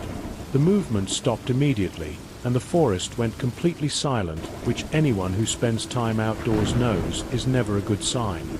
Went back inside and locked the door, which I never usually did, but something about the silence outside made me nervous in a way I'd never felt before. Tried to sleep, but kept hearing things bumping against the walls of the cabin, like something was testing its strength or looking for a way in. Finally dozed off around midnight, only to wake up to the sound of something on the roof, walking back and forth, with heavy footsteps that made the old boards creak. Whatever it was big, and definitely not any animal that should have been able to climb up there, which made my heart race with fear. Then I heard it drop down to the ground with a heavy thud and start circling the cabin again, while making these low grunting sounds that didn't sound human or animal. This went on for hours with me, sitting in the dark, holding my rifle, and praying for daylight to come so I could see what I was dealing with. When the sun finally started coming up, the sounds stopped, and I carefully looked out the window, but didn't see anything unusual. Waited another hour before going outside, and that's when I saw the tracks in the soft dirt around the cabin, and nearly lost my mind. They looked almost human, but wrong, with toes that were too long and spread too wide, and they were everywhere, like whatever made them had been pacing for hours. Packed up immediately and started driving out, but about a mile down the dirt road my truck suddenly died and wouldn't start again no matter what I tried. Had to hike 5 miles to the main road, where I finally got cell service and called for a tow while looking over my shoulder the whole time. The mechanic said it looked like something had torn through some wires under the hood with claws, which he assumed was a raccoon, but I knew better. Never went back to that property, and when I told the owner what happened, he got quiet and said others had reported similar experiences recently. He ended up selling the land to a logging company who clear-cut the whole area, and maybe that was for the best, because some places shouldn't be visited. Still have nightmares about those footsteps on the roof and those wrong-looking tracks, and I'll never hunt alone again, no matter how experienced I am. Outro. There you have it. 3 stories from people who experienced something that challenged everything they thought they knew about the world. These aren't stories about criminals or accidents or things that can be easily explained away by logic and reason. These are encounters with the unknown, with things that shouldn't exist but somehow do, lurking in our homes and in our forests. The scariest part is how normal everything seemed right before it all went wrong. How an ordinary day could suddenly become a nightmare. What was in Daniel's house that day? Moving through the walls with impossible speed and knowing exactly where to strike. How long had Melissa's neighbor been watching her through those holes before she discovered them? And what was he planning to do? What was that creature in the California woods that chased 3 people from their campsite? And where did it come from? We may never know the answers to these questions, and maybe that's for the best, because some knowledge comes with too high a price. But these stories serve as reminders that the world is stranger and more dangerous than we like to admit. So the next time you hear an unexplained noise in your house, or notice someone watching you a little too closely, trust your instincts. Because sometimes that feeling of dread in your stomach is your subconscious picking up on danger that your conscious mind hasn't recognized yet. Stay safe out there, and remember that just because you can't explain something doesn't mean it can't hurt you. Sometimes the most terrifying monsters are the ones that don't fit into any category we have a name for. Sweet dreams, if you can still manage them after hearing these stories. The possessed doll.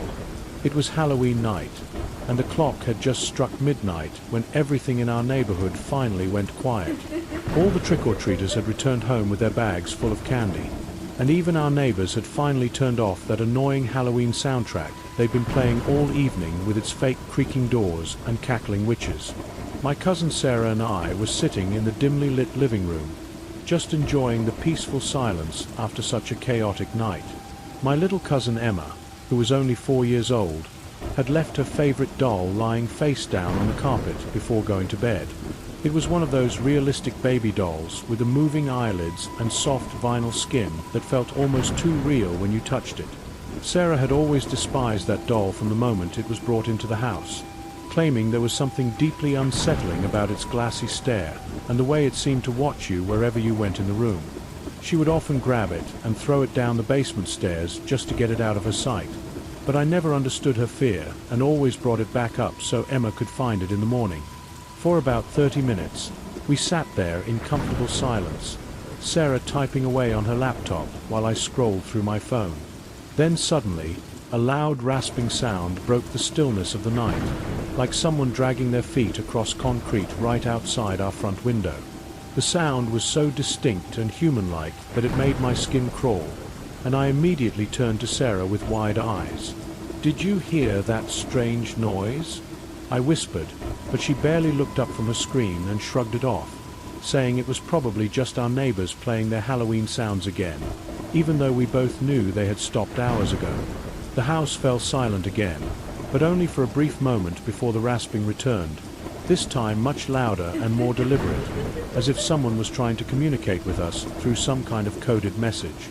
My curiosity got the better of me, and I quietly got up from the couch and crept over to the window, carefully peeking through the curtains to see what was causing the disturbance. The street was completely empty, not a single person or car in sight, and our neighbor's house was dark and silent, making the mysterious sound even more frightening. Another minute passed before we heard what sounded like whispering, but it was so loud and clear that it seemed like the voices were coming from right inside our living room. I could distinctly make out what sounded like a child's voice mixed with that of an adult woman, both speaking in hushed but urgent tones. Sarah finally looked up from her computer with genuine concern in her eyes and immediately blamed the doll, pointing at it with a trembling finger while insisting that it was somehow responsible for the supernatural activity. Being naturally skeptical about paranormal claims, I decided to prove her wrong by picking up the doll and examining it closely. The doll felt completely normal in my hands, its eyes were properly closed, and I remembered that while it did have a voice mechanism built into its chest, we had never put batteries in it, so it couldn't possibly be making any sounds. I placed it back down on the carpet in the exact same position and told Sarah she was being ridiculous, but the fear in her eyes told me she wasn't convinced by my logical explanation. The rasping sound started up again, this time accompanied by what sounded like an elderly man trying to speak through damaged vocal cords, followed by a disturbing wheeze that made my blood run cold. I jumped up from the couch with my heart pounding, determined to investigate whether the sounds were coming from our backyard, but as I started walking toward the back door, something caught my attention that made me freeze in place. The doll had moved several inches from where I had placed it, and when I picked it up again, its glass eyes were wide open and staring directly at me with an intensity that felt almost alive. What terrified me most was that the doll felt significantly heavier than it had just moments before, as if something had crawled inside it while we weren't looking. I immediately dropped it in disgust and watched as Sarah grabbed it and hurled it down the basement stairs with more force than I had ever seen her use. To this day, I still have no rational explanation for what happened that night, and Sarah refuses to discuss it whenever I bring it up, claiming it never happened at all. The strangest part is that Emma never once asked about her beloved doll after that night. which was completely unlike her since she had carried it everywhere for months. I only saw the doll one more time after that terrifying experience, sitting on the top basement step and laying on its side as if it had tried to climb back upstairs on its own, and I immediately pushed it back down into the darkness where it belonged. The Window Watchers.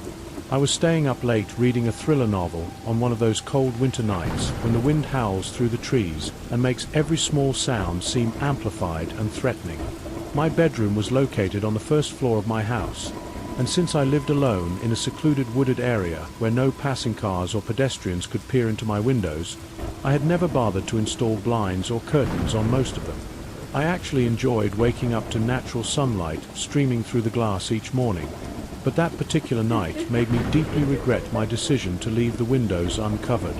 After finally turning off my reading lamp and settling into bed, I enjoyed about 2 minutes of peaceful silence before a sharp sound shattered the quiet night air. It was the unmistakable sound of a human fist striking glass, deliberate and forceful, coming from the window directly behind my head.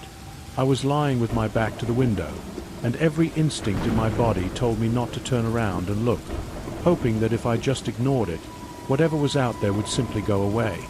Living in a wooded area, I was accustomed to hearing tree branches scraping against the walls and windows during windy nights, but this sound was completely different and distinctly human.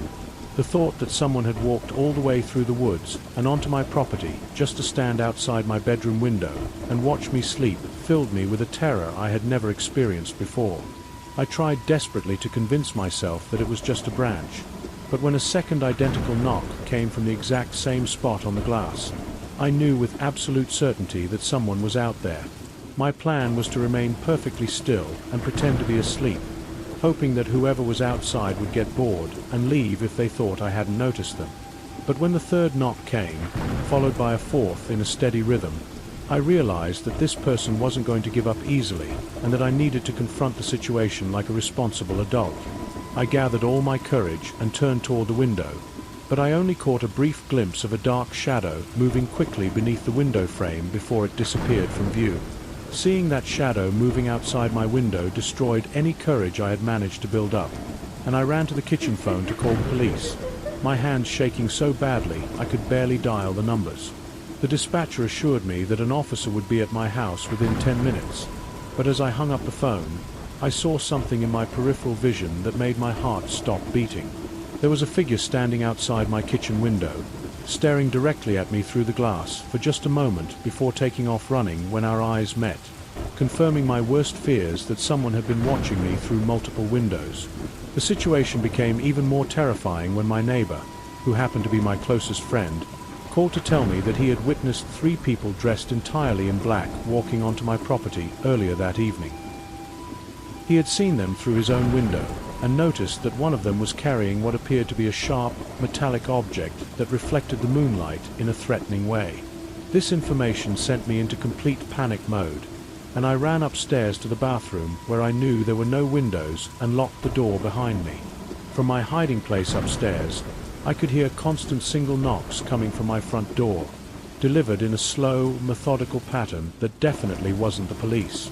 I sat in that bathroom praying that the officers would arrive before whoever was outside decided to break down the door, and thankfully, the knocking stopped just moments before I heard heavy banging followed by someone shouting, "Police!" in an authoritative voice that filled me with relief. The officers searched the entire property thoroughly, but whoever the intruders were had already disappeared into the dense woods surrounding my house, and they were never caught or identified. The very next week, I drove to the home improvement store and purchased blackout blinds for every single window in my house, because I never wanted to feel that vulnerable and exposed again. The obsessive neighbor. My parents had divorced when I was young, and I was living with my father in a quiet suburban neighborhood where I spent most of my time trying to make friends with other kids on our block since I was an only child. There was one particular boy who lived in the corner house at the end of our street, and his name was Michael. I first met him while riding my bicycle around the neighborhood, and he seemed friendly enough when he invited me over to shoot some basketball hoops in his driveway, so I decided to accept his invitation and see if we could become friends. Michael was significantly older than me. I was only 12 while he was 16, But at first, I found him relatable because he was also an only child living with his father after his parents' divorce. I gave him my phone number thinking we could hang out occasionally, and he started calling to invite me over to play video games, which seemed normal enough at the beginning of our friendship. However, his behavior gradually became more obsessive and concerning as the weeks went by, and I started to feel uncomfortable with the amount of attention he was giving me. The phone calls became more frequent and demanding, and if I didn't answer immediately, he would leave increasingly agitated voicemail messages on our answering machine. He would call 5 or 6 times in a row before giving up and coming over to ring our doorbell persistently until someone answered. When my father wasn't home, I usually avoided answering the door, but when he was there, he would force me to hang out with Michael even after I explained that his behavior was making me uncomfortable and that I found him creepy. One afternoon, Michael invited me to come inside his house for the first time, and although every instinct told me to decline, I felt like I didn't have much choice in the matter since he was being so insistent. The moment I stepped through his front door, I was hit by the most disgusting smell I had ever encountered in my life. A combination of rotting food, unwashed clothes, and something else I couldn't identify but made my stomach turn. The living room was in complete chaos with clothes scattered everywhere, broken glass in the corners, and what looked like old food stains covering the walls. Suddenly, a large, intimidating man emerged from another room and stared at me with such hostility that I instinctively started backing toward the door. When Michael introduced him as his father, the man just grunted at me and stomped away without saying a word, leaving me with a clear impression that this family was deeply troubled and potentially dangerous. I knew immediately that I needed to get away from that house and end my friendship with Michael permanently, so I made up an excuse about having a doctor's appointment and headed for the door. The moment I mentioned leaving, Michael's friendly expression completely disappeared and was replaced by a look of pure anger that terrified me more than anything I had seen in that horrible house. He didn't say a single word in response to my excuse, just stared at me with this unnerving intensity that made me feel like I was in serious danger. I left as quickly as possible and ran all the way back to my house, where I discovered that my father had been called into work for an emergency, leaving me alone for the night. Before going to bed that evening, I checked my email expecting to see a response from someone about an item I was selling online, but instead, I found 5 new messages with subject lines written entirely in capital letters, all sent from an email address that belonged to Michael. I had never given him my email address and had no idea how he had obtained it, which made the messages even more frightening. The subject lines included threats like, "You made a mistake," and "I know where you live," followed by messages filled with profanity and detailed threats about what he was going to do to me. As a 12-year-old child, I was absolutely terrified by these threatening messages and was about to call my father at work when I heard rustling sounds coming from the bushes outside my bedroom window. I carefully opened the blinds and came face to face with Michael's father, who was crouched in the bushes staring directly at me with the same intimidating expression I had seen earlier. I immediately called the police, but by the time they arrived, he had vanished without a trace, leaving me even more frightened than before. When my father came home early due to the emergency situation, we went to the courthouse the very next morning to file for a restraining order against both Michael and his father. About a month after that terrifying incident, both of them moved away from the neighborhood, and I never saw either of them again, but the experience taught me to trust my instincts when someone makes me feel uncomfortable. The house intruder. I had moved into a rental house that my aunt and uncle had been leasing to tenants for several years after they built a new home on the other side of town. I lived alone for a few months before a coworker asked if I was looking for a roommate to help split the expenses, and after thinking it over for a few days, I decided to let him move in since the rent was getting expensive on my single income. The house had 2 bedrooms plus a den in the garage that had been converted into a makeshift office space, and my roommate decided he wanted the privacy of having his own separate area rather than sleeping in the bedroom right next to mine. His setup in the garage den was actually pretty impressive, with all his furniture arranged to create a comfortable living space, but the main problem was that he didn't have access to a bathroom or kitchen from his room.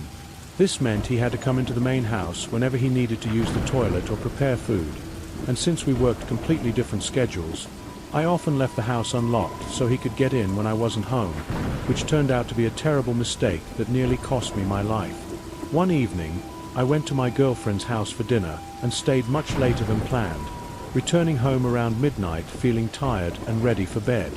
I remembered that I had bought a six-pack of beer the night before and decided to have one before going to sleep. But when I opened the refrigerator, all the bottles were gone.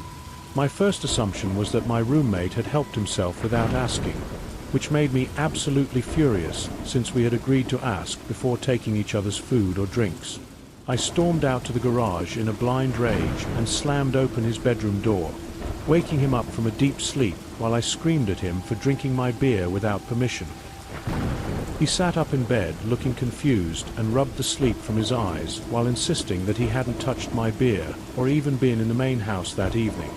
Having lived with him for several months, I had become pretty good at telling when he was lying to me, and his reaction seemed genuine and truthful, which made me realize that something much more serious had happened. My heart sank as the horrible realization hit me that someone else had been inside our house while I was gone. Someone who had stolen my beer and possibly taken other items as well. We went back into the main house together and carefully checked to make sure all our valuable items were still there. The television was in its place, all the furniture was undisturbed, and nothing seemed to be missing at first glance. But when I went into my bedroom to check on my most expensive possession, I discovered that my laptop worth over $2,000 had completely disappeared. My roommate immediately called the police while I searched frantically through the house, hoping that maybe I had moved the laptop somewhere and forgotten about it, but it was definitely gone along with the beer. We decided to search the yard for any signs of the intruder, and that's when we discovered bare footprints in the fresh snow leading from the separate entrance of our tenant's suite directly to our back door. The footprints were clear evidence that someone from the other part of the house had broken into our section during the night. Our house had an unusual layout because my aunt and uncle had built an additional room several years after the original construction to care for my aunt's elderly mother during her final years. After the grandmother passed away, they rented that room to a strange woman who my aunt and uncle suspected was involved with illegal drugs based on her erratic behavior and the weird noises that came from her section of the house at all hours of the day and night. Several months after we moved in, the woman's brother also moved into her one-bedroom suite, which seemed impossible unless he was sleeping on her couch or floor. The brother was even more disturbing than his sister, refusing to acknowledge me when I tried to make conversation and just staring right through me with dead eyes whenever I encountered him outside.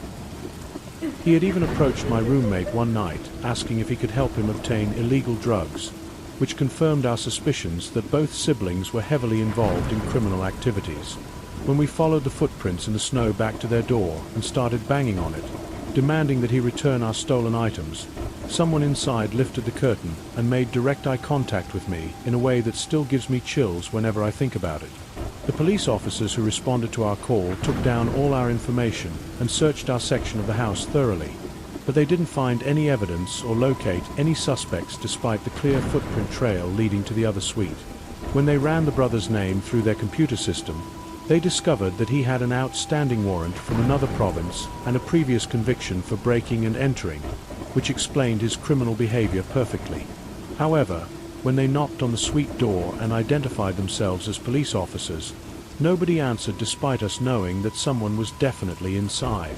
The officers explained that because the warrant was from out of province and the man technically hadn't committed a provable crime in our jurisdiction, there was nothing they could legally do to arrest him, which left us feeling helpless and vulnerable.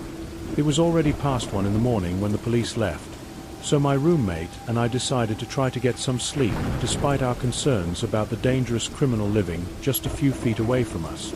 I had completely forgotten that the door connecting our section to the tenant suite could only be locked from their side, which meant they had access to our living space whenever they wanted. During the night, I was awakened by the sound of footsteps in the hallway outside my bedroom, followed by several loud bangs and the violent shaking of my doorknob as someone tried to force their way into my room. I was barely awake and initially thought it might be my roommate needing something, but I had developed a habit of locking my bedroom door every night due to childhood fears that had followed me into adulthood. The next morning, when I asked my roommate why he had been trying to get into my room at 3 in the morning, He told me that he had slept soundly through the entire night and hadn't gotten up even once to use the bathroom.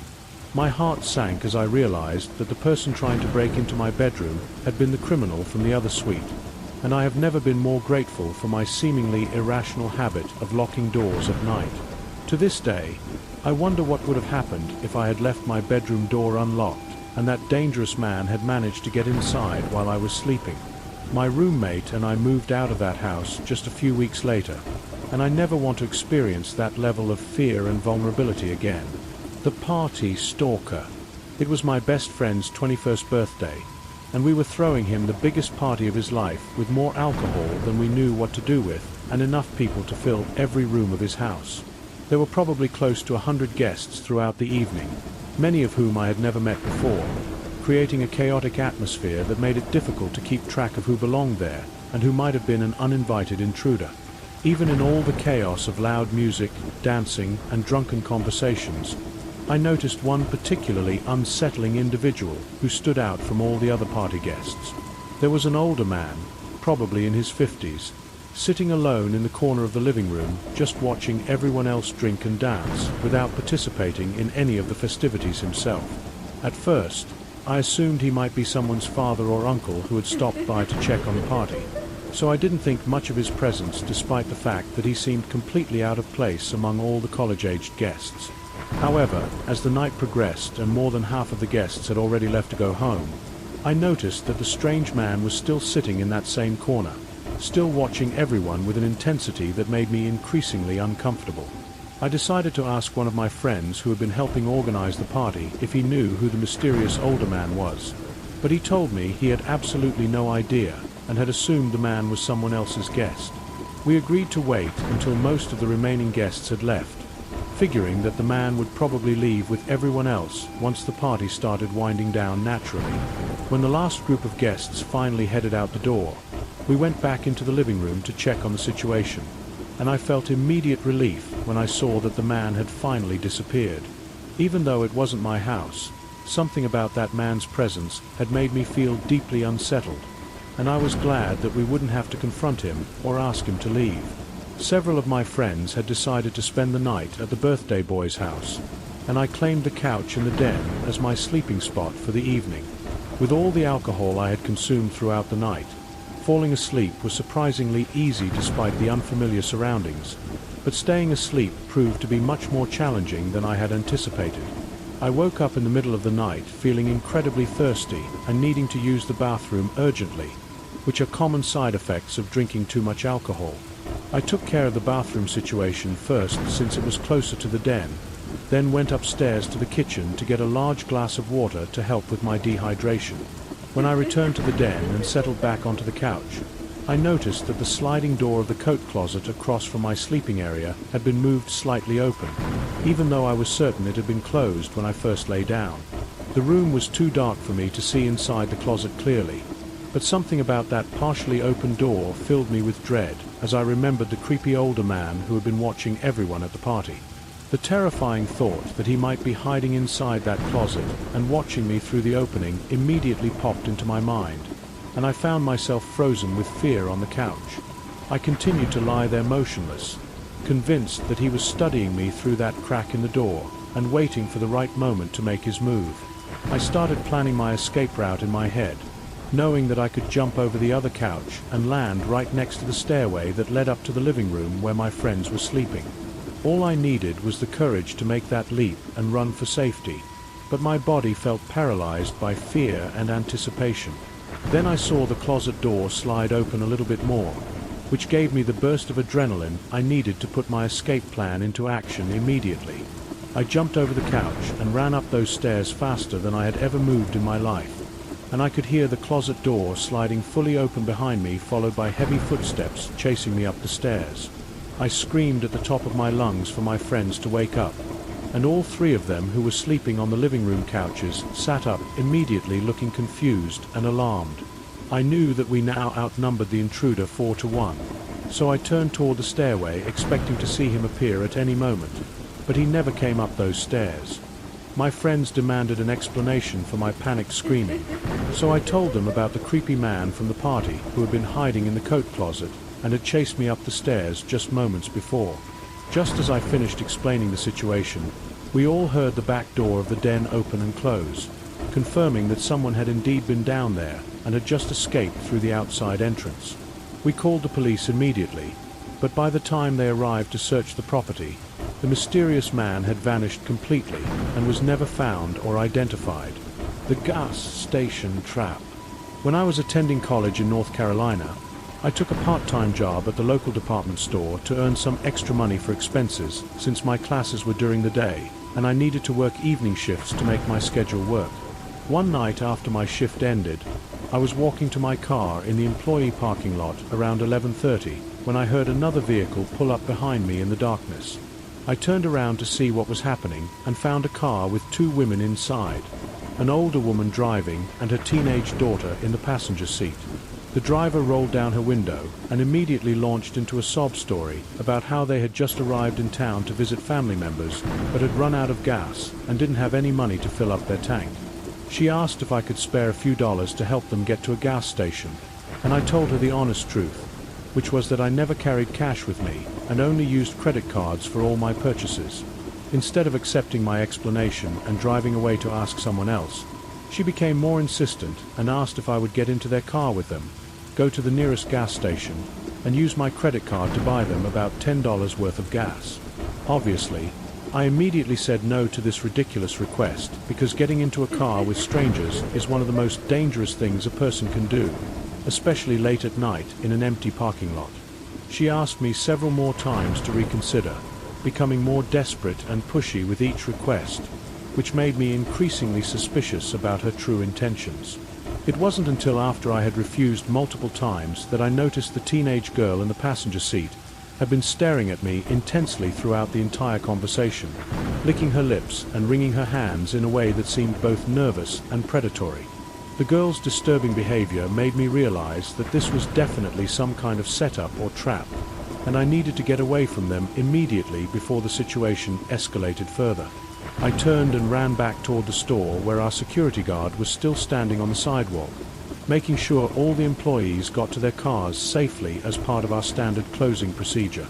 I quickly explained what had happened with the two women, and he started walking toward their car to investigate, but they sped away the moment they saw him approaching, confirming my suspicions that they were up to no good. The office stalker. Working the night shift at my office building was something I had grown accustomed to over several months, even though it meant being completely alone on my floor and possibly in the entire building for hours at a time.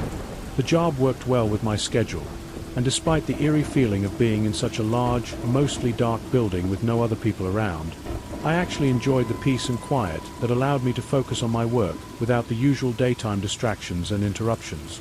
It was a Friday night around 2 in the morning when I was typing away on my computer, completely absorbed in a project I was trying to finish before the weekend, when I heard an unusual cracking sound coming from somewhere else on the floor. At first, I dismissed it as just the normal settling sounds that old buildings make, especially during temperature changes, but then I heard something that made my blood run cold, the distinct sound of a computer starting up somewhere across the room. I was absolutely certain that no other employees were scheduled to work the night shift, so hearing that familiar startup sound filled me with immediate concern and confusion. I stood up on my chair to get a better view over the cubicle walls and could clearly see the glow of a computer monitor in a workstation on the opposite side of the floor. Without thinking it through properly, I called out loudly asking if there was anyone there, hoping to get a response from a fellow employee who might have come in for some emergency work. Instead of getting a friendly response, I watched in horror as the glowing computer screen across the room suddenly went dark, leaving that section of the floor in complete darkness once again. This response made it clear that whoever was over there didn't want to be discovered, which meant they probably weren't supposed to be in the building at all. I immediately turned off my own computer and desk lamp so that my location wouldn't be visible, then crouched down low and carefully made my way across the floor toward the exit. I moved as quietly as possible between the cubicles, trying not to make any sound that would alert the intruder to my presence, but my heart was pounding so loudly that I was sure they would be able to hear it. After what felt like an eternity of careful movement, I finally reached the area near the elevator and stairway exit, and that's when I discovered the terrifying truth about who had been hiding on my floor. There was a man dressed entirely in black clothing crouched behind a large plant in the corner of the room, and from his position, he would have had a clear view of my cubicle and could have been watching me work for who knows how long. When I spotted him, it didn't seem like he had noticed that I had seen him, so I carefully turned toward the stairway door and opened it as casually as possible, trying to act like I was just leaving for a normal break rather than fleeing from a dangerous situation. I closed the door behind me and started walking down the stairs at a normal pace, but after I had gone down about 2 flights, I heard the stairway door above me slam open, aggressively followed by the sound of rapid footsteps echoing down the stairwell. I knew immediately that the intruder was chasing me, so I ran down those stairs as fast as my legs could carry me, while the footsteps above me grew louder and closer with each passing second. I finally reached the ground floor and raced through the lobby toward the main entrance, expecting to feel a hand grab me from behind at any moment, but somehow I made it outside safely. Whoever had been stalking me in the office building didn't follow me outside, which probably saved my life that night. I immediately called both the police and one of my supervisors to report the incident, and my boss confirmed that absolutely no one else was scheduled to work that night, which meant the person in the building had been there illegally. The police searched the entire building from top to bottom, but found no trace of the intruder, and I couldn't provide them with any useful description other than that he was wearing all black clothing. I continued working the night shift for about a week after that incident, with my boss allowing me to lock all the entrances to our floor, including the elevator access, but I never felt safe or comfortable working alone again, so I eventually switched to day shifts permanently. The patio intruder. It was 4 in the morning on a Saturday night when I woke up with my stomach rumbling loudly, and there's nothing worse than trying to fall back asleep when you're genuinely hungry, so I decided to get out of bed and make myself a quick sandwich in the kitchen. The moment I walked into the kitchen, I noticed that one of the cabinet doors was hanging wide open, which immediately struck me as very odd because I'm extremely obsessive about closing everything I open, especially cabinet doors and drawers. Most people would probably just close the cabinet and forget about it, but this kind of thing bothers me more than it should, and I found it impossible to believe that I would have left it open accidentally. The more I thought about it, the more convinced I became that something was wrong. So I decided to do a thorough investigation of my entire house to make sure there were no unwanted guests hiding anywhere inside. I checked every closet, behind every door, and under every bed, but I didn't find anyone hiding in the main part of the house, which should have made me feel relieved, but somehow didn't. When I made my way down to the den to complete my search, I discovered something that confirmed my worst fears. The back door that led to my patio was standing wide open, letting in the cold night air and proving that someone had definitely been inside my house while I was sleeping. I knew I should have been terrified and called the police immediately, but for some reason, I found the courage to step outside onto the patio and turn on the exterior light to see if the intruder was still on my property. What I saw when that light came on will haunt me for the rest of my life. There was a man sitting calmly in one of my patio chairs, staring directly at me with a completely blank expression on his face, as if this was the most normal situation in the world. The man looked absolutely filthy, like he had been living on the streets for months without access to a shower or clean clothes, and his hair was long and greasy, hanging down to his shoulders in tangled clumps. He stood up slowly from the chair without breaking eye contact, and I couldn't tell what his intentions were as he started walking toward me with that same emotionless expression on his face. For a moment, I just stood there frozen, almost convincing myself that he might be harmless and just looking for food or shelter. But then he suddenly lunged at me with surprising speed, and I barely had enough time to jump back inside and slam the door shut, turning the deadbolt just as he reached the glass. We stared at each other through the door for about 10 seconds, him on the outside trying the handle, while I stood on the inside with my heart pounding, until I finally realized I was wasting precious time and needed to call the police immediately. I ran to the kitchen phone and dialed emergency services as quickly as my shaking hands would allow, but when I returned to check on the situation, the man had already disappeared from the patio and was nowhere to be seen. I still reported the incident to the police and gave them a detailed description of the intruder, but despite their thorough search of the neighborhood, they never found any trace of the homeless man who had broken into my house and sat on my patio like he owned the place. The midnight messages. This is probably the strangest and most unsettling story that happened to me just a few months ago, and I still live in the same house where these events took place, which makes it even more disturbing every time I think about it. I have an electrical outlet located directly under my bed that I use to charge my phone every night, and I always place my phone on the small ledge above my headboard where I can easily reach it to turn off the alarm in the morning. On a Monday night in February, I was woken up by the loud sound of my phone's alarm going off, but when I looked around my room, it was still completely dark outside, which seemed wrong since my alarm was set for 8 in the morning when there should be sunlight streaming through my windows. I looked at my actual alarm clock sitting on my desk and was shocked to see that it was only 4 in the morning, which meant my phone alarm had gone off 4 hours early for no apparent reason. When I picked up my phone to turn off the alarm, I noticed that the alarm was titled "Down," which was definitely not something I had ever set, and I would have remembered creating an alarm with such a strange and ominous name. I turned off the alarm and tried to go back to sleep, assuming it was just some kind of technical glitch with my phone's software, but the incident bothered me more than it probably should have. The next night, I was again woken up by my phone's alarm blasting at 3 in the morning, and this time the alarm was labeled "Beneath," which was even more disturbing than the previous night's mysterious message. There was absolutely no way I had set that alarm, and I would definitely remember creating something with such a creepy title. So I began to suspect that my brother was somehow accessing my phone and playing an elaborate prank on me. The following morning, I asked my father to tell my brother to stop messing with my phone because it was disrupting my sleep on school nights. But when confronted, my brother swore on his life that he had never touched my phone and had no idea what I was talking about. Having lived with him for years, I was pretty good at detecting when he was lying to me, and his reaction seemed completely genuine, which meant someone else was somehow accessing my phone remotely. That night, I decided to put a password lock on my phone and wrote the code on a sticky note that I hid on the wall behind my bed where no one could possibly find it. I carefully checked to make sure there were no extra alarms set and that the only one programmed was my normal 8 o'clock wake-up call for school. I felt confident that I had solved the problem and would finally get a full night's sleep without any mysterious interruptions. But once again, I was jolted awake by the piercing sound of my phone alarm in the middle of the night, this time at 2 in the morning, and the alarm was titled "B," which made my blood run cold because it was clearly part of a message that someone was sending me one word at a time.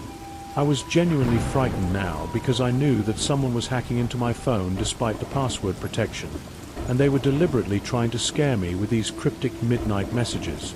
The next day, I decided to turn my phone completely off and leave it powered down all day, hoping that whoever was messing with it would lose interest and move on to bothering someone else.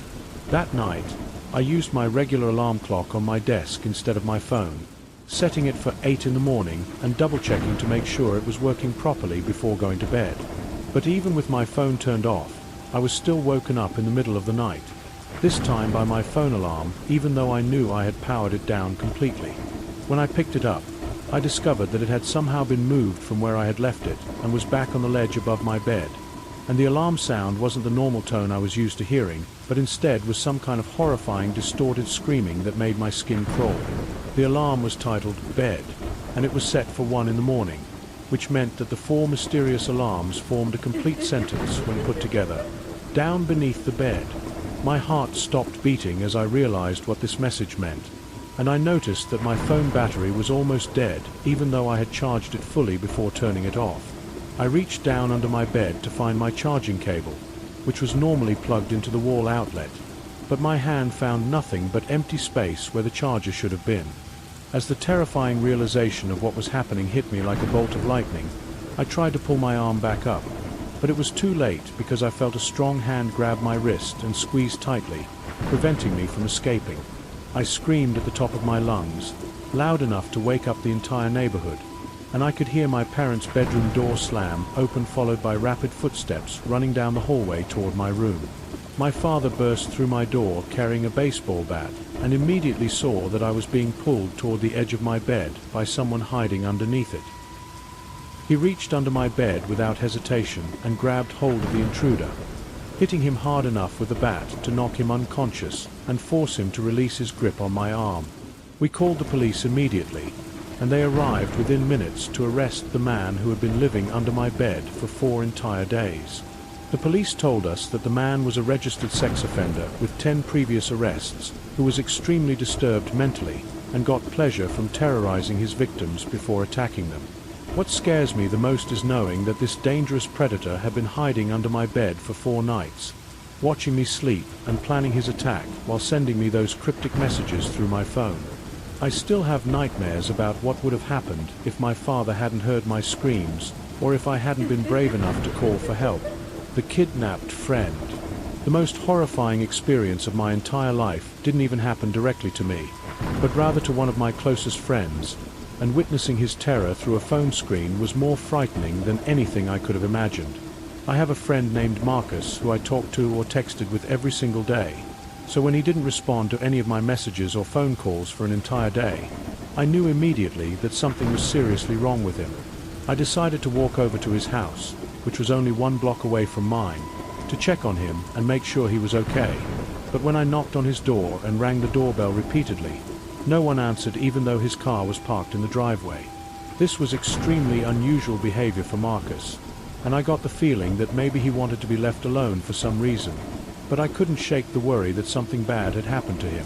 Late that night, I received a video call request from an unknown phone number, and I answered it cautiously with my camera pointed away from my face in case it was some kind of scam or prank call. When a face appeared on my screen, I was relieved to see that it was Marcus, and I immediately turned my camera toward my face so we could have a normal conversation, but something about his appearance made me deeply concerned about his well-being. Marcus looked completely exhausted and paranoid, like he hadn't slept in days, and he was sitting in a room that I didn't recognize and had never seen before in all the years I had known him. When I asked him where he was and why he hadn't been answering his phone, he told me that he was fine and was at his house, but I knew he was lying because the room behind him looked nothing like his bedroom or any other part of his house that I was familiar with. I asked him whose phone he was using to call me since he wasn't answering his own number, and he took a long pause before answering, just staring blankly at the camera with an expression I had never seen on his face before. Finally, he told me he was using his uncle's phone, which seemed like a reasonable explanation, but something about the way he said it and the fear in his eyes told me that he was not telling me the truth about his situation. Before I could ask him any more questions about what was really going on, Marcus suddenly demanded that I lend him $10,000 and promised that he would pay me back as soon as possible. I couldn't help but laugh at such a ridiculous request until I realized that he was completely serious, and the expression on his face was filled with what looked like genuine terror and desperation rather than the joking manner I was expecting. I asked him why he needed such an enormous amount of money, and once again there was a long, uncomfortable pause where he just stared into the camera without saying anything, as if he was being told what to say by someone I couldn't see. Finally, he said he had to go and ended the call abruptly, leaving me with more questions than answers and a terrible feeling that my friend was in serious danger. The whole conversation was one of the most unnerving experiences of my life, because Marcus had never acted so strangely or looked so frightened in all the years I had known him, and I knew that something was terribly wrong even though I couldn't figure out what it was. I decided to go to his house first thing the next morning to confront him in person and demand some real answers about what was happening to him. I went to his house early in the morning and rang the doorbell at least 10 times, but he didn't answer the door even though his car was still in the driveway where it had been the day before. I eventually gave up and decided that if he wanted to act mysterious and secretive, that was his choice. But I was disappointed that our friendship apparently didn't mean enough to him for him to tell me the truth about whatever trouble he was in. Late that night, around the same time as the previous call, I received another video call from a different unknown number, and when I answered it, I saw Marcus again, but this time he looked absolutely terrible. His hair was messy and disheveled. There was a fresh cut on his forehead that was still bleeding slightly, and he had dark bags under his eyes like he hadn't slept at all since our last conversation. I couldn't understand what was happening to him or why he looked like he had been physically hurt, but when I tried to ask him about his injuries, he just kept demanding that I send $10,000 to some random address that he gave me. I kept telling him that I didn't have that kind of money and asking him to explain what was really going on, but he wouldn't give me any straight answers about his situation. Then Marcus said something that still haunts me to this day, and made me realize the true horror of what was happening to him. In a shaky, terrified voice, he said, "Come on, don't point a gun at my back," while looking directly into the camera, and I noticed that his left eye twitched slightly in what I interpreted as a desperate wink. The call ended immediately after he said those words, and I could only imagine what was about to happen to him. By some miracle, I had been paying attention when he gave me the address where he wanted the money sent, and I immediately called the police and gave them that information along with a detailed explanation of the suspicious phone calls I had received. The officers took my report seriously and rushed to the address, which turned out to be an abandoned house in a deserted part of town miles away from where either of us lived. The police found Marcus in the basement of that abandoned house, beaten unconscious and barely alive, but they got to him just in time to save his life and get him the medical attention he desperately needed. The psychopath who had kidnapped him was already gone by the time the police arrived, and he was never caught or identified, which means he could still be out there targeting other innocent people. Marcus doesn't like to talk about what happened during those terrifying days, but he did tell me that he was walking home from work when everything went black, and the next thing he remembered was waking up in that dark basement with his kidnapper demanding that he help them extort money from his friends and family. I still get chills thinking about how close I came to losing one of my best friends forever, and I'm grateful that I was smart enough to call the police when I realized he was trying to send me a secret message during that final video call.